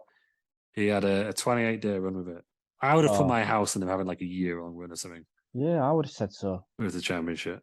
He lost it to Triple H, setting off his first victory. Oh, well, in thought of that, we've seen better. Yeah. Yeah, I feel like because he set up Triple H with it, he avoids the C. Yes, just. Right, who's this next? I feel like whoever this is didn't win it that many times. I can't work out who that is. I've got no idea who that is. It's Matt Janae. Right. Because he killed a guy. Yeah. Maybe he just needs to get straight in the sea. He should probably go in the sea just so he can point out to the police where he left the body. So allegedly, there we go then. Imaginary in the sea because we couldn't even tell who he was. Up next, then, The Miz. Quite possibly the greatest Intercontinental Champion of all time. Yeah, he's got to be in the Franklin 5 stars, hasn't he? I think for sure. He's. I hate the guy. Hate the guy. That's because he's a heel and he does his job very well. He is detestable. He is one guy in recent years who you can put a title on him and he apart from the WWE title, and he makes it feel prestigious. Yeah, and that was a lot of what his last reign was about. He's won it 8 times, so he's second only to Jericho. Yeah. And I'm assuming if Jericho doesn't get his ass back into WWE quickly, that they're going to give them another one. Yeah. To tie him up. So I think he's got to go in the Franklin 5 stars. Without a doubt. 8 title reigns is not to be sniffed at. And yeah, he's beaten Roman Reigns, and he's done a lot with it. Mm-hmm. So Roman Reigns will be interesting when we get to him. Up next then is Mr. Perfect. How many runs has he had? Obviously, this is a bit before It's a bit before our time, but I think he's a bit like Bret Hart, and he's always in the video packages, isn't he? Yeah. When you look back at the prestige of this belt and all these kind of Hall of Famers who've won it, Mr. Perfect is always up there. Let's see how many times he's won it. This is where it's like one run for like 2 days going on my track record.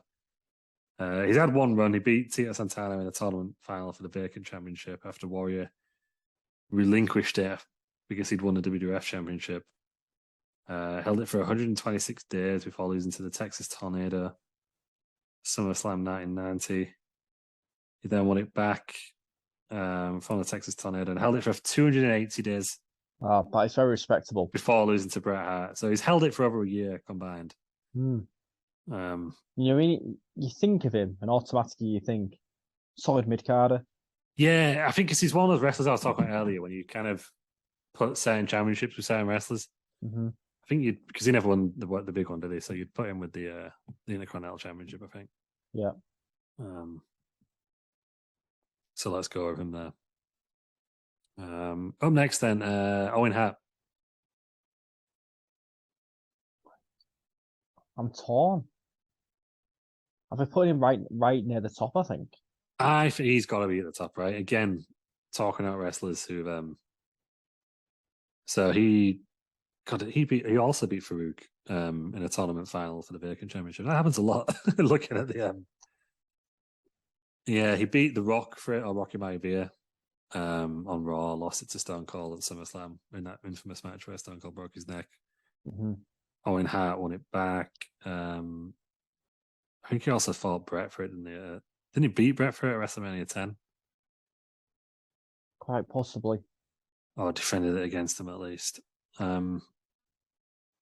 may have made that up. I've really offended someone. No, of course, because in WrestleMania 10, it was just a match, wasn't it? Because it was on a ladder match. But I think it's Owen Hart, man. And he was obviously going to win it the night he tragically passed. Mm-hmm. I feel like we've got to give Owen Hart Franklin 5 stars. Yeah, 5-star treatment. I feel like you can't do anything else with Owen Hart. And I know it's in AEW, but it is kind of cool to see like Owen Hart merchandise coming out. And he's going to be on the new AEW game as well, isn't he? Yes. Which I think is a nice touch. Like, I understand why his wife didn't want him in WWF, but now I get to see him in an AEW game, so I'm all for it. Right, up next, who the fuck's this guy? Randy Orton. Is that Randy Orton? Oh, sorry, it is. Old young Randall Keefe. Speaking of guys who have elevated themselves after winning the title. Yeah. Is he a solid mid-card? Yeah, I think he's straight into there. Yeah, I feel like he was one of those people, wasn't he? He held it for 210 days. He had that really good match, that hardcore match with Mick Foley as well during this reign, which I think was for the championship. It was. They lost it to Edge in that match that we mentioned earlier at Vengeance. And then that was it. He was off to the races. He was world champ like a month later. Yeah, it's another Kurt Angle situation, isn't it? Yeah. Although he held it for a lot longer. Yeah, definitely a solid mid-card. Yeah, solid mid-card. for young Randall Keefe. Did not recognize him. There's nothing like him. Speaking of Randy, I should have used that joke somewhere else. With Randy Savage up next. It's got to go Franklin 5 stars. You've got to, just for that WrestleMania 3 match, right? Yeah, when you talk about titles and wrestlers, you think Intercontinental title for this guy. Yeah, 100%. He's up there. He held it in 1986 for 414 days before losing it to Ricky Steamboat in the one. Well, some people say the greatest WrestleMania match of all time. That's the only run he had with it, but again, that's the only run he needed with it, really. Yeah. Because again, he was just straight off into the main event after this. Yeah. 414 days, a year-long reign. Only 40 less than the Honky Tonk Man. It's got to go. So close. The Franklin 5 stars. Speaking of Franklin 5 stars. Next then. Yeah, Razor Ramon. The first ever ladder match. Yeah, just for that ladder match alone, you should be in there, I think. But yeah. So obviously there was that whole thing where the Shawn Michaels didn't defend it for 30 days, so it was stripped of it. He won the championship in the tournament, defended it, defeated in a ladder match. Then he beat Diesel for it. Won again after I had a few times as well. It's another one of them guys who should have had the big one. Yeah, he's possibly, I think we mentioned this on the Memorial episode, didn't we? He's possibly like one of the greatest wrestlers of all time not to win a world championship. Yeah, 100%.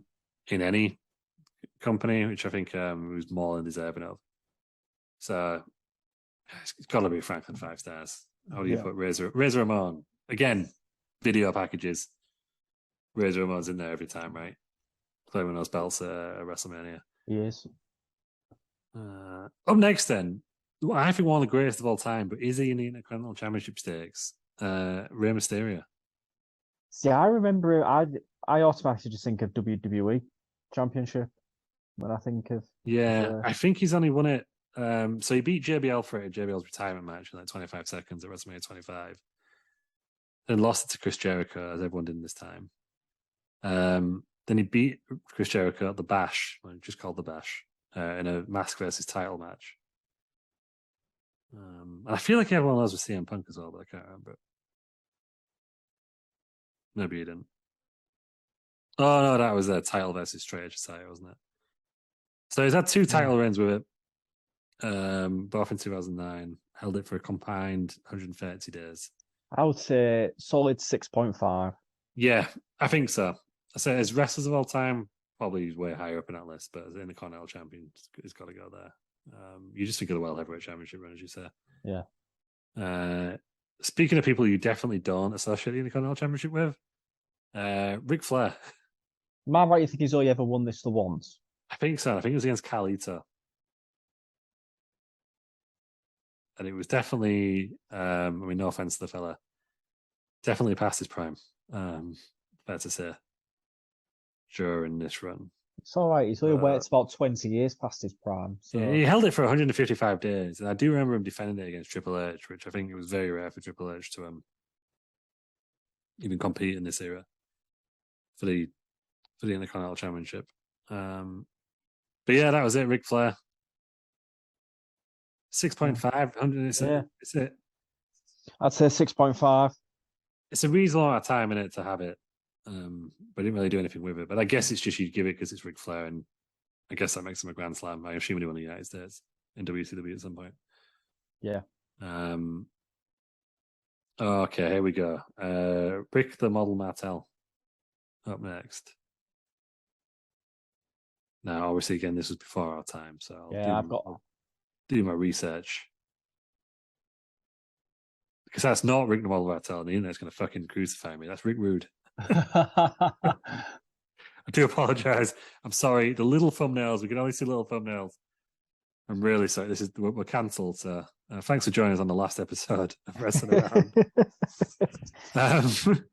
But he beat the Ultimate Warrior for it, WrestleMania 5, and then lost it to the Ultimate Warrior SummerSlam same year in 1989. Is that it? And that was it. Oh, yeah. We've seen better. I feel like because he won it at WrestleMania, though, you've got to bump him in at 6.5 at least. I feel like that's worth a bump up for everyone. Yeah, go for it. In that time. 6.5. 6.5. Here we go. Next, then, Ricky what's his name? Ricky the Dreamboat Dragon, as he's known on this show, or Ricky the Dragon Steamboat. Interestingly, one time beat Randy Savage, obviously one of the greatest WrestleMania matches of all time. WrestleMania 3. Lost it to the Honky Tonk Man 65 days later. And that's a lot with Ricky 6.5 written all over, hasn't it? Yeah, which is disappointing because it is one of the greatest matches of all time. But title reign was not.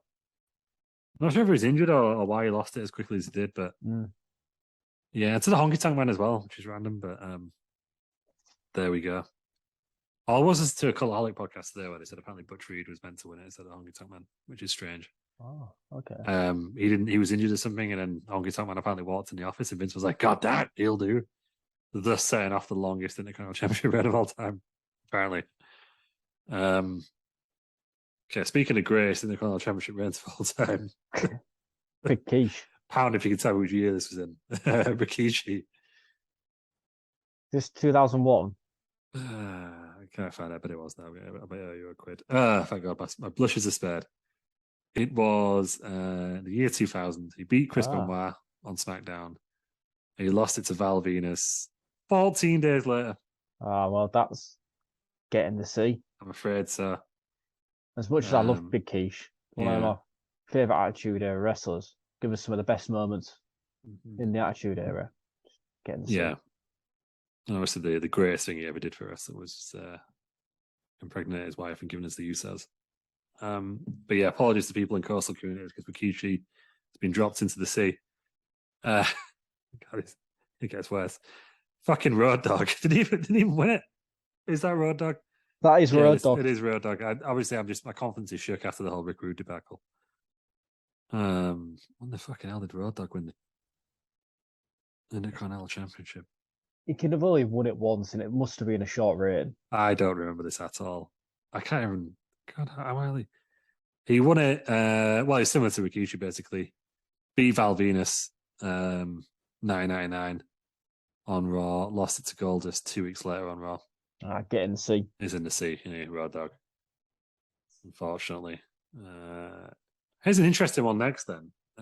Rob Van Dam. Oh, he's another guy that used it to elevate himself, isn't he? Yeah. It took him a long time to get to that. Actually, no, it didn't take him as long as we always think, did it? Because he won the title in 2006 and he only joined the WWF in 2001. It wasn't that long. He won it. I think, did he win it during the Invasion originally? Oh, no, he didn't. He won it at WrestleMania 18 the first time, beating William Regal. And then lost it to Eddie Guerrero 35 days later. Then he beat Eddie Guerrero again, held it for 63 days, beat Eddie Guerrero in a ladder match as well. At this time, he also defeated Jeff Hardy to unify the European Championship with it. He did a fair bit with it then, didn't he? Yeah, I swear this guy was also the guy who... Yeah, there we go. He also followed the Hardcore Championship into it by defeating Tommy Dreamer in his third run. Right. So he had 3 runs with it. No, 4 runs with it. He then beat Christian in a ladder match to have another month-long run with it. I feel like you got to put him in solid mid-card champ. Yeah, I would agree. Did a lot with it. Very short reigns, but all very notable. Stuff happened in all of them. Mm-hmm. So we'll put him in the solid mid-card championship. Next then is a guy we've been seeing a lot on the Rocky Road that we've been watching. I think we're in this period of the Rocky Road right now. Yeah, I must admit, from what we've seen so far, very lackluster title run. Yeah. As a mid-card champion, not like he needed it, because I think it was very obvious he was going to the main event. However, didn't do a lot with it. Yeah, but however, did he not have a run with it and have the feud with Stone Cold, which was absolutely fantastic? Yeah, let's just actually, do you know what? Let's maybe we're not there. And so he had the first run that we've just seen, I think. He held it for 74 days and lost it to Owen Hart after beating Triple H. But then, what we're about to see as well, I believe, he beat Stone Cold Steve Austin for it on Raw, December 8th, 1997. holds it all the way for 265 days to SummerSlam 1998 before losing to Triple H. Yeah. Is he a solid mid-card champ? Feels weird describing The Rock as that, but yeah, I would say upper yeah, towards the top end of it. I always remember the during that feud when he throws it off the bridge, doesn't he? yes, yeah, which is a classic spot they've repeated God knows how many times, haven't they? We'll put him in between Nuda. There he is, in between Big E and Kofi Kingston. Right, scrolling down now. Roddy Piper. How many times has he won it? I don't think it's as many times as you think, but it is. It's very much like Razor Ramon. And then this is the highest he got in terms of titles. Right. Yeah, he never won the big one, did he? He did not. No, he's in that conversation, I think, with Skull, isn't he? He beat the Mountie at Royal Rumble 92, and he lost it to Bret Hart at WrestleMania 8 of the same year. And Ashlot. Seen better. I think we've seen better. Yeah, at least he's won it and lost it at big occasions. But not done a lot with it. And again, one of those involved the Mountie. Right. Okay. Controversial one here. Roman Reigns. Get in the sea. I think he needs to get in the sea. I love Roman Reigns, but his Intercontinental Championship run was such a waste of time. He looked like he just didn't care about it. I don't think anything happened in it, and then he lost it to The Miz, who he beat originally, so it benefited no one. Yeah. So I think, unfortunately, Roman, because this was like peak suffering succotash, unpopular Roman on it. I think, unfortunately, he's got to get in the sea. Yeah. If you get a New York crowd to cheer for The Miz, you've done a lot wrong. As does this next guy, he also needs to get in the sea. Right. I don't even remember fucking Ryback's. Should we just put Ryback straight in the sea and just move on? Yeah, don't think he deserves discussion. Useless. He's at the bottom as well. Deserved. Sami Zayn. Big Sami Zayn fan over here. I feel like he could do another run with it fairly soon. Yeah, I agree. Sami Zayn. Had a title in the bloodline. Held it a few times actually. So won it obviously against Braun Strowman. Then the pandemic started. He decided not to return. So he vacated the championship. AJ Styles went in the meantime, and then he had that whole thing where he came back and said it was a conspiracy. Eventually beating Jeff Hardy and AJ Styles in the triple threat ladder match, which is where he attached Jeff Hardy's ear to the ladder. Good stuff. And then he had another run beating Nakamura on SmackDown, held it for 3 weeks before losing it to Ricochet. It's the title that you think of him. You think of the Intercontinental title, don't you? Yeah, he was also Nakamura's manager, wasn't he, when he held the championship as well. Yeah. I think we solid mid-card championship for Sami. Yeah, I'd agree. I think he needs a good babyface run of it as well at some point. I don't think he should have it anytime soon because obviously we're Gunther as champion, but at one point I'd like to see him with it, but he's doing more matches because he was very comedic based at that point, wasn't he? Up next then, a guy who won it on his debut, the Milan Miracle, Santino Marella. Yes.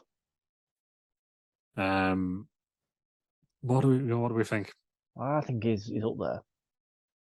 Do you think he's a solid mid-card champion? He's held it for longer than you think, hasn't he? Yeah, I'd put him in there quite happily. I think. Yeah, he did start off on that run, didn't he? Where they had the honker meter and that, but he just lost it to Regal randomly in the middle of it. I thought we were going to go all the way with him at that point.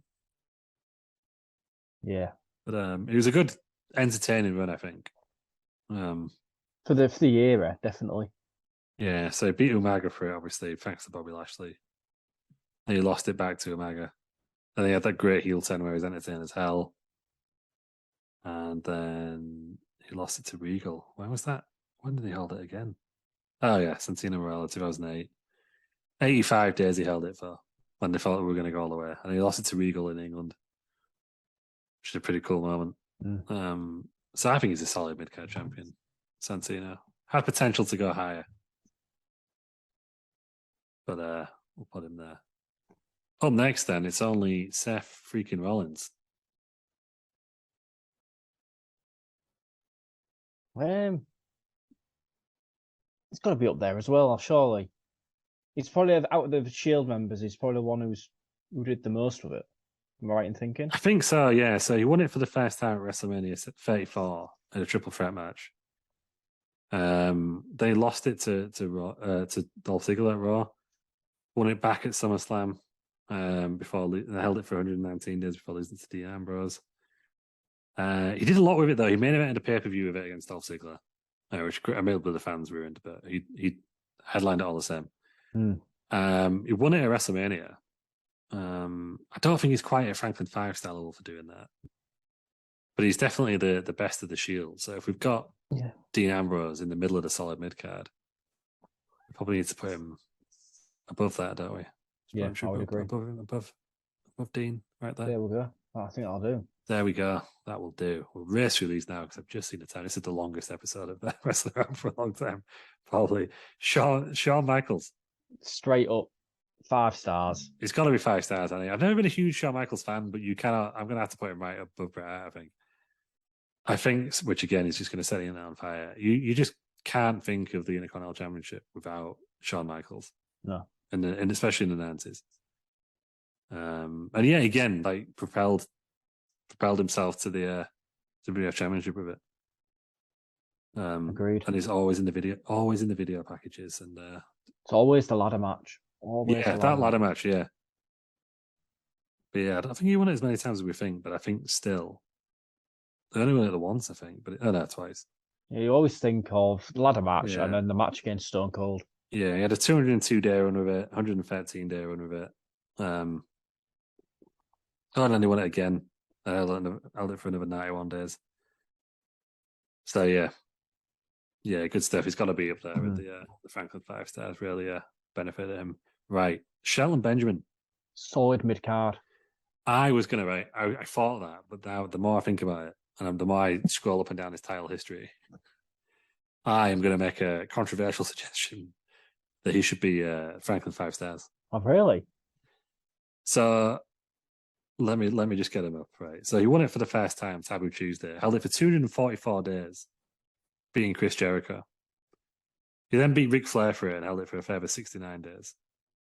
Then beat Rob Van Dam for it and held it for a further 41 days. Okay, that was it. I thought it went more than that. Yeah, maybe solid mid card because he took it into WrestleMania twice but never defended it. He was in Money in the Bank both times. Yeah. So let's put him in the solid mid card. Above The Rock with a little biggie.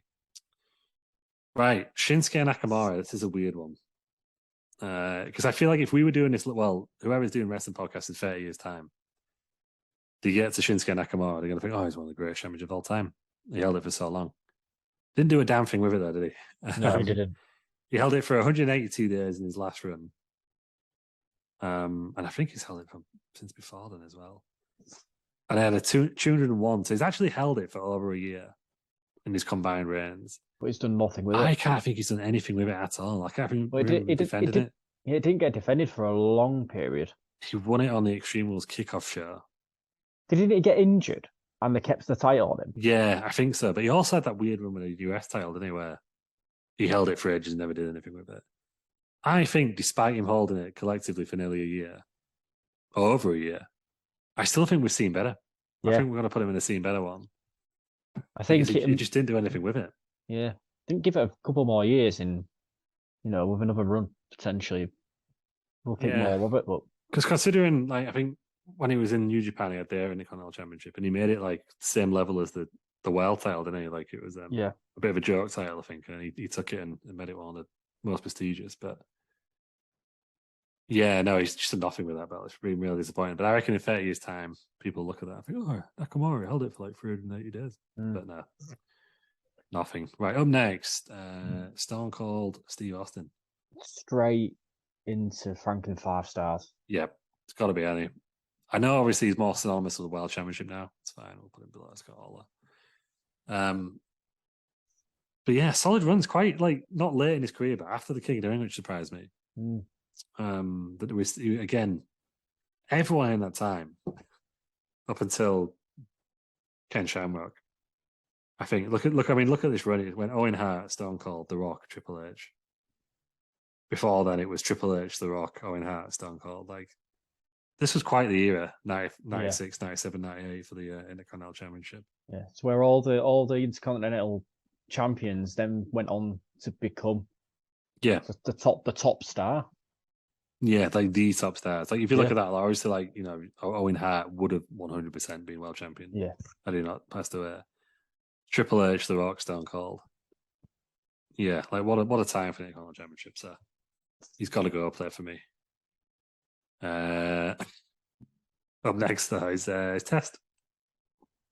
the guy he should have been bigger than what he was for me. He really was. Yeah, he all the luck, but didn't he? But I think Bruce Pritchard said they just pushed him too quickly.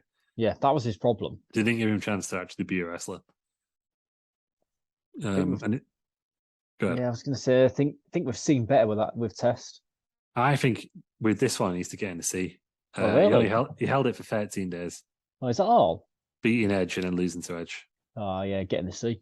Yeah, it's got to go in the C. And he won it as a WCW wrestler, weirdly. Yeah. Next guy can also get in the C. Yeah, the Mountie, not a... I think, did we say he held it for 2 days?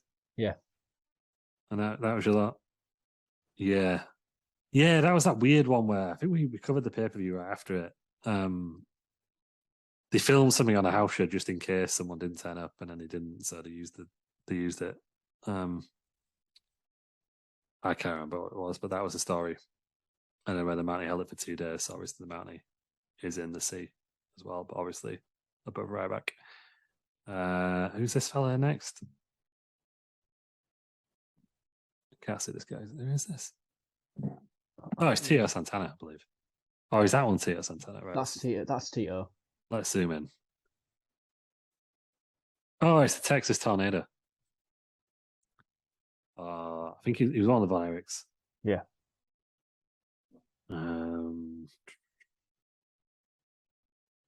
Texas Tornado held it for 84 days, defeating Mr. Perfect, losing to Mr. Perfect. It was Kerry Von Erich.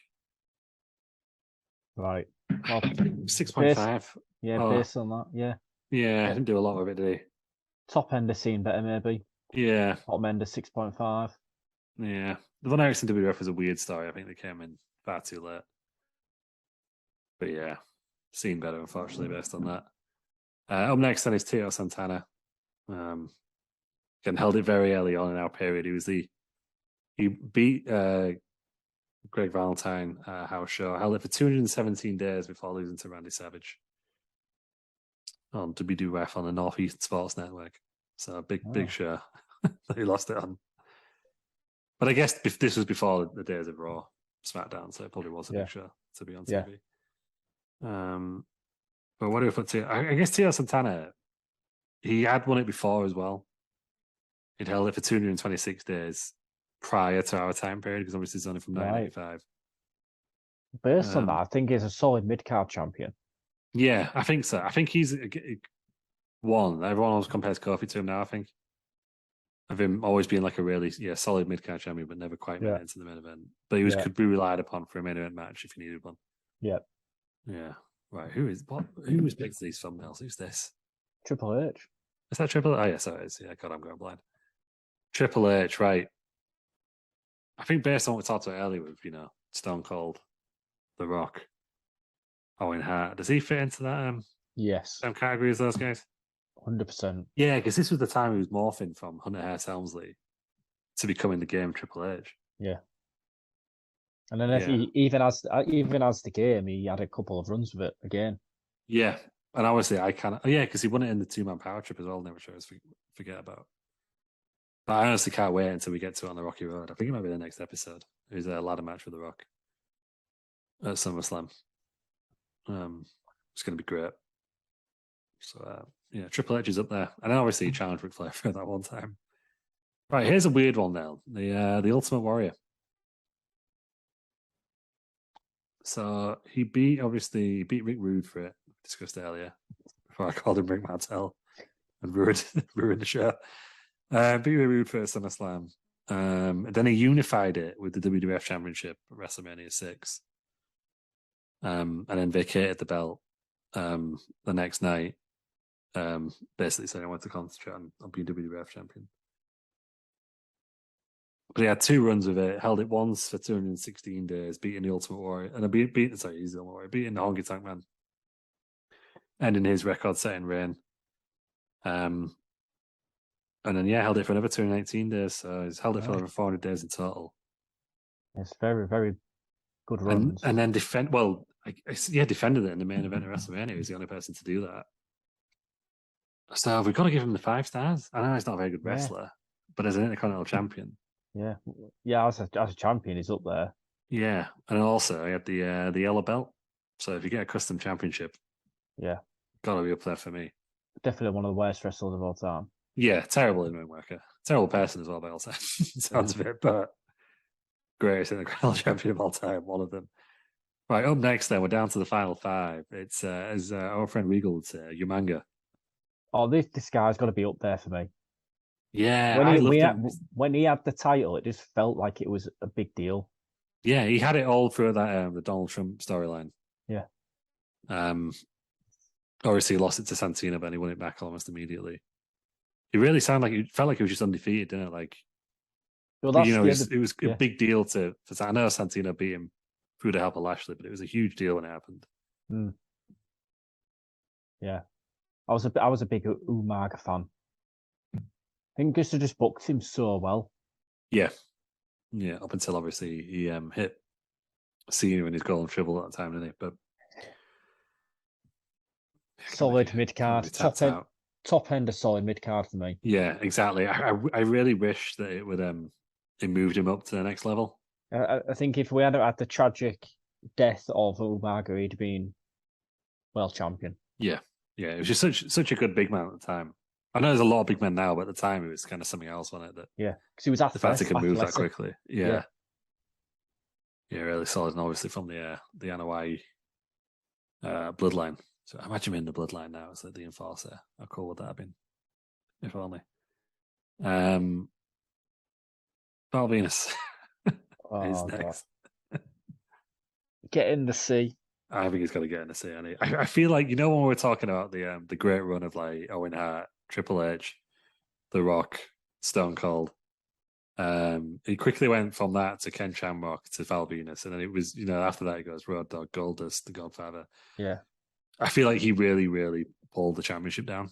Did a lot of damage to it. I don't think it didn't help him in the slightest, but I think it really, really took the championship down with him. So yeah, I would agree. I don't think there's any redeeming factor. He won it twice. But I mean, I just can't see any redeeming features to him. No, absolutely not. Val Venus he's going to get to see, and actually, do you know what? He's going to go below right back. So strongly, I feel. Up next then is Wade Barrett. Automatically thinking 6.5. Yeah, should have gone on to they should have pulled the plug on the world title for him. 100%. That feud with Cena and Cena joining Nexus and yada yada was amazing. Until the end when Cena just beat him and he went on to the next. No, it was Randy Orton, wasn't it? It was that match against Randy Orton where I think Cena had to help him win or he got fired, and then they just fired Cena when he came back the week after anyway. So I think, did we say 6.5? 6.5. Yeah. Could have been a lot better than it was. Obviously, they had the call, which didn't land, did it? Up next then is show favourite, William Regal. Solid mid card. I think so. Again, he was one. I think in his last run with it, he really should have pushed him to the main event, but then obviously the whole scandal happened and he got suspended. I think that was around that time. So he won King of the Ring, but it was the same time on it. But it's one of the ones that I always think they should have put him into the main event. Yeah, but they never did. He should have been. Well, actually, no. Bulldog should have been the first British world champion. But he should have been up there, really. Along with Wade Barrett, actually, both of them, they could have been, for whatever reason, they just didn't pull the trigger. But yeah, we'll put him as, did we say 6.5? Solid mid card. Yeah, that's more acceptable for Regal. We'll put him up there as well. For that one. Okay, and then last but not least on this list, Zack Ryder. Yeah, he's another one who's kind of synonymous, isn't he, with the Intercontinental title. Yeah, which is weird because he held it for one day. Yeah. You always think of that the big win with it, don't you? The big, yeah. I mean, I was obviously, I had to brag about me being a WrestleMania 32, but I was there in the arena for it. It was awesome because no one really expected it. I think it was starting to. Mermins came out in the morning. It might happen, but it was still awesome and it was kind of deserved. Like, ironically, he's got a lot better. He'd be making much better Intercontinental Champion now if he ever came back. I think he will at some point. Yeah, but considering he's only had it for like 1 day, he held it for 1 day, literally lost it to the Miz the next night. I kind of want to put him at 6.5. Yeah, is that a bit much? No, I'm at 6.5. I think. Yeah, just for the moment, he gets that WrestleMania bonus that they all get. And then there it is. That's our list. So we'll obviously we can't put him in there because I don't know how to add people to the list. But Ricochet came next, winner this year. I'd say 6.5. Don't really remember much from it. Yeah, he only held it for 98 days. I think it was meant to be his big break, and then it wasn't. Basically, Vince had nothing with him, but I think he will get there now with Triple H in charge. And then I guess with this one, it's 101 days and counting as it stands. But Gunther, where's it going to go? Where do you think he's going to land on this list at the end of his reign? And when do you think his reign's going to end? 5 stars. Yeah. Without a doubt. I think he's the guy to bring prestige to it. Yeah. I'm going to go on. This is the right limb now, but I don't think it'll happen. But I think he should defend it and win against Brock Lesnar at WrestleMania. That would be a match I'd be booking. That just solidify him as a main eventer at that point. Yeah. No, that's a good call. Yeah. I don't know if Brock could ever challenge for the Intercontinental Championship, but if he does, that's what I think should happen. He hasn't ever challenged for it, has he? No, he just went straight into the main event. He's nowhere near being a Grand Slam because he's not won tag championships forever. Yeah. He has won everything else though. He's won King of the Ring, Money in the Bank, Royal Rumble. But yeah. Yeah, 100% Gunther will be in Franklin 5 stars by the time he finishes this reign. I think it's going to go on for about a year. Yeah, I think he's got really lucky that Triple H is going when he is, because apparently WrestleVotes were reporting that Vince was like seen something about him they didn't like, was going to push him down the card. But what can you not like about Gunther? I don't know. It's probably all the changes he made because he's now back to wearing black and white again. They've half got the Imperium music back now. Yeah. But yeah, they'd be great in War Games in another year. It's not their year, I think, this year at the Bloodline. But another person who's not on the list of pictures, but has been mentioned with intercontinental title runs is Chris Benoit. Oh, of course, yeah, they've just left him off, haven't they? I didn't even notice that. It's just come to my mind now. Yeah. I didn't even realise whoever done that had left Chris Benoit off. Like, where do you take the matters out of it? Where do you put him? I would say 6.5. Yeah, I think it's about that. I think it was a stepping stone for him, wasn't it? I think, but it felt like a ceiling for the longest time. Originally, obviously, they finally pulled the trigger on him.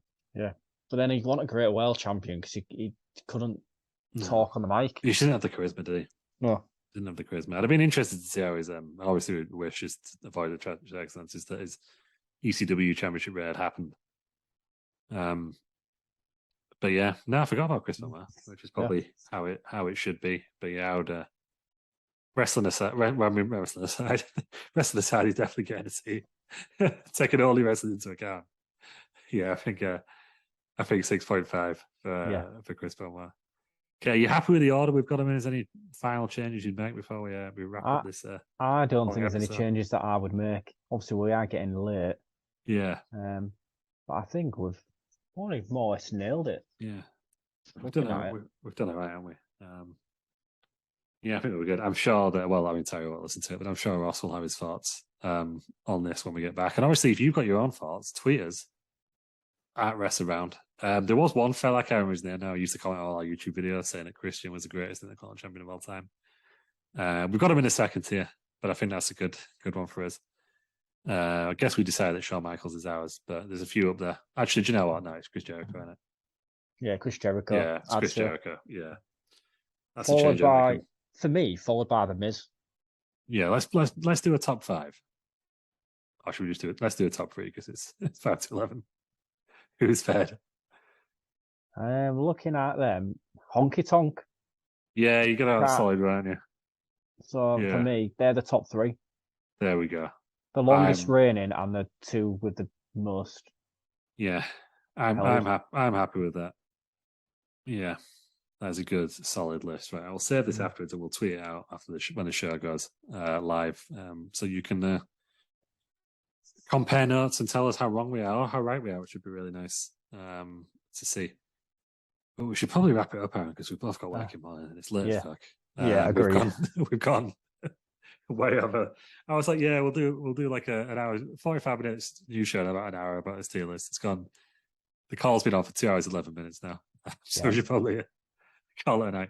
But thank you very much for joining us, Aaron. Where can we find you on the social medias? Find me on Twitter, Frankenstein91. Sometimes on Twitch. I need to get back to doing Twitch. Just finding time to do it. Same. We just otherwise Snakeskin series is going to happen with like no build whatsoever. It's going to be worth it all out. But we'll get there. We'll get there with that. I've been Lew Markham. You can find me at Lew Markham on I only really use Twitter. So there, and you can find us all at Rest Around. Twitch.tv/Rest Around. We may appear at some point for some weekly. It's not weekly at this point. Is it monthly Wednesday wrestling or Rest Sold Out? And join us next week where we don't know what we're doing. But Monday for the new show, Wednesday for Wrestling Around proper, and hopefully there'll be thumbnails next time you see this. But thank you very much, Aaron. Thank you. And thank you all for joining us. We'll see you next week on Wrestling Around.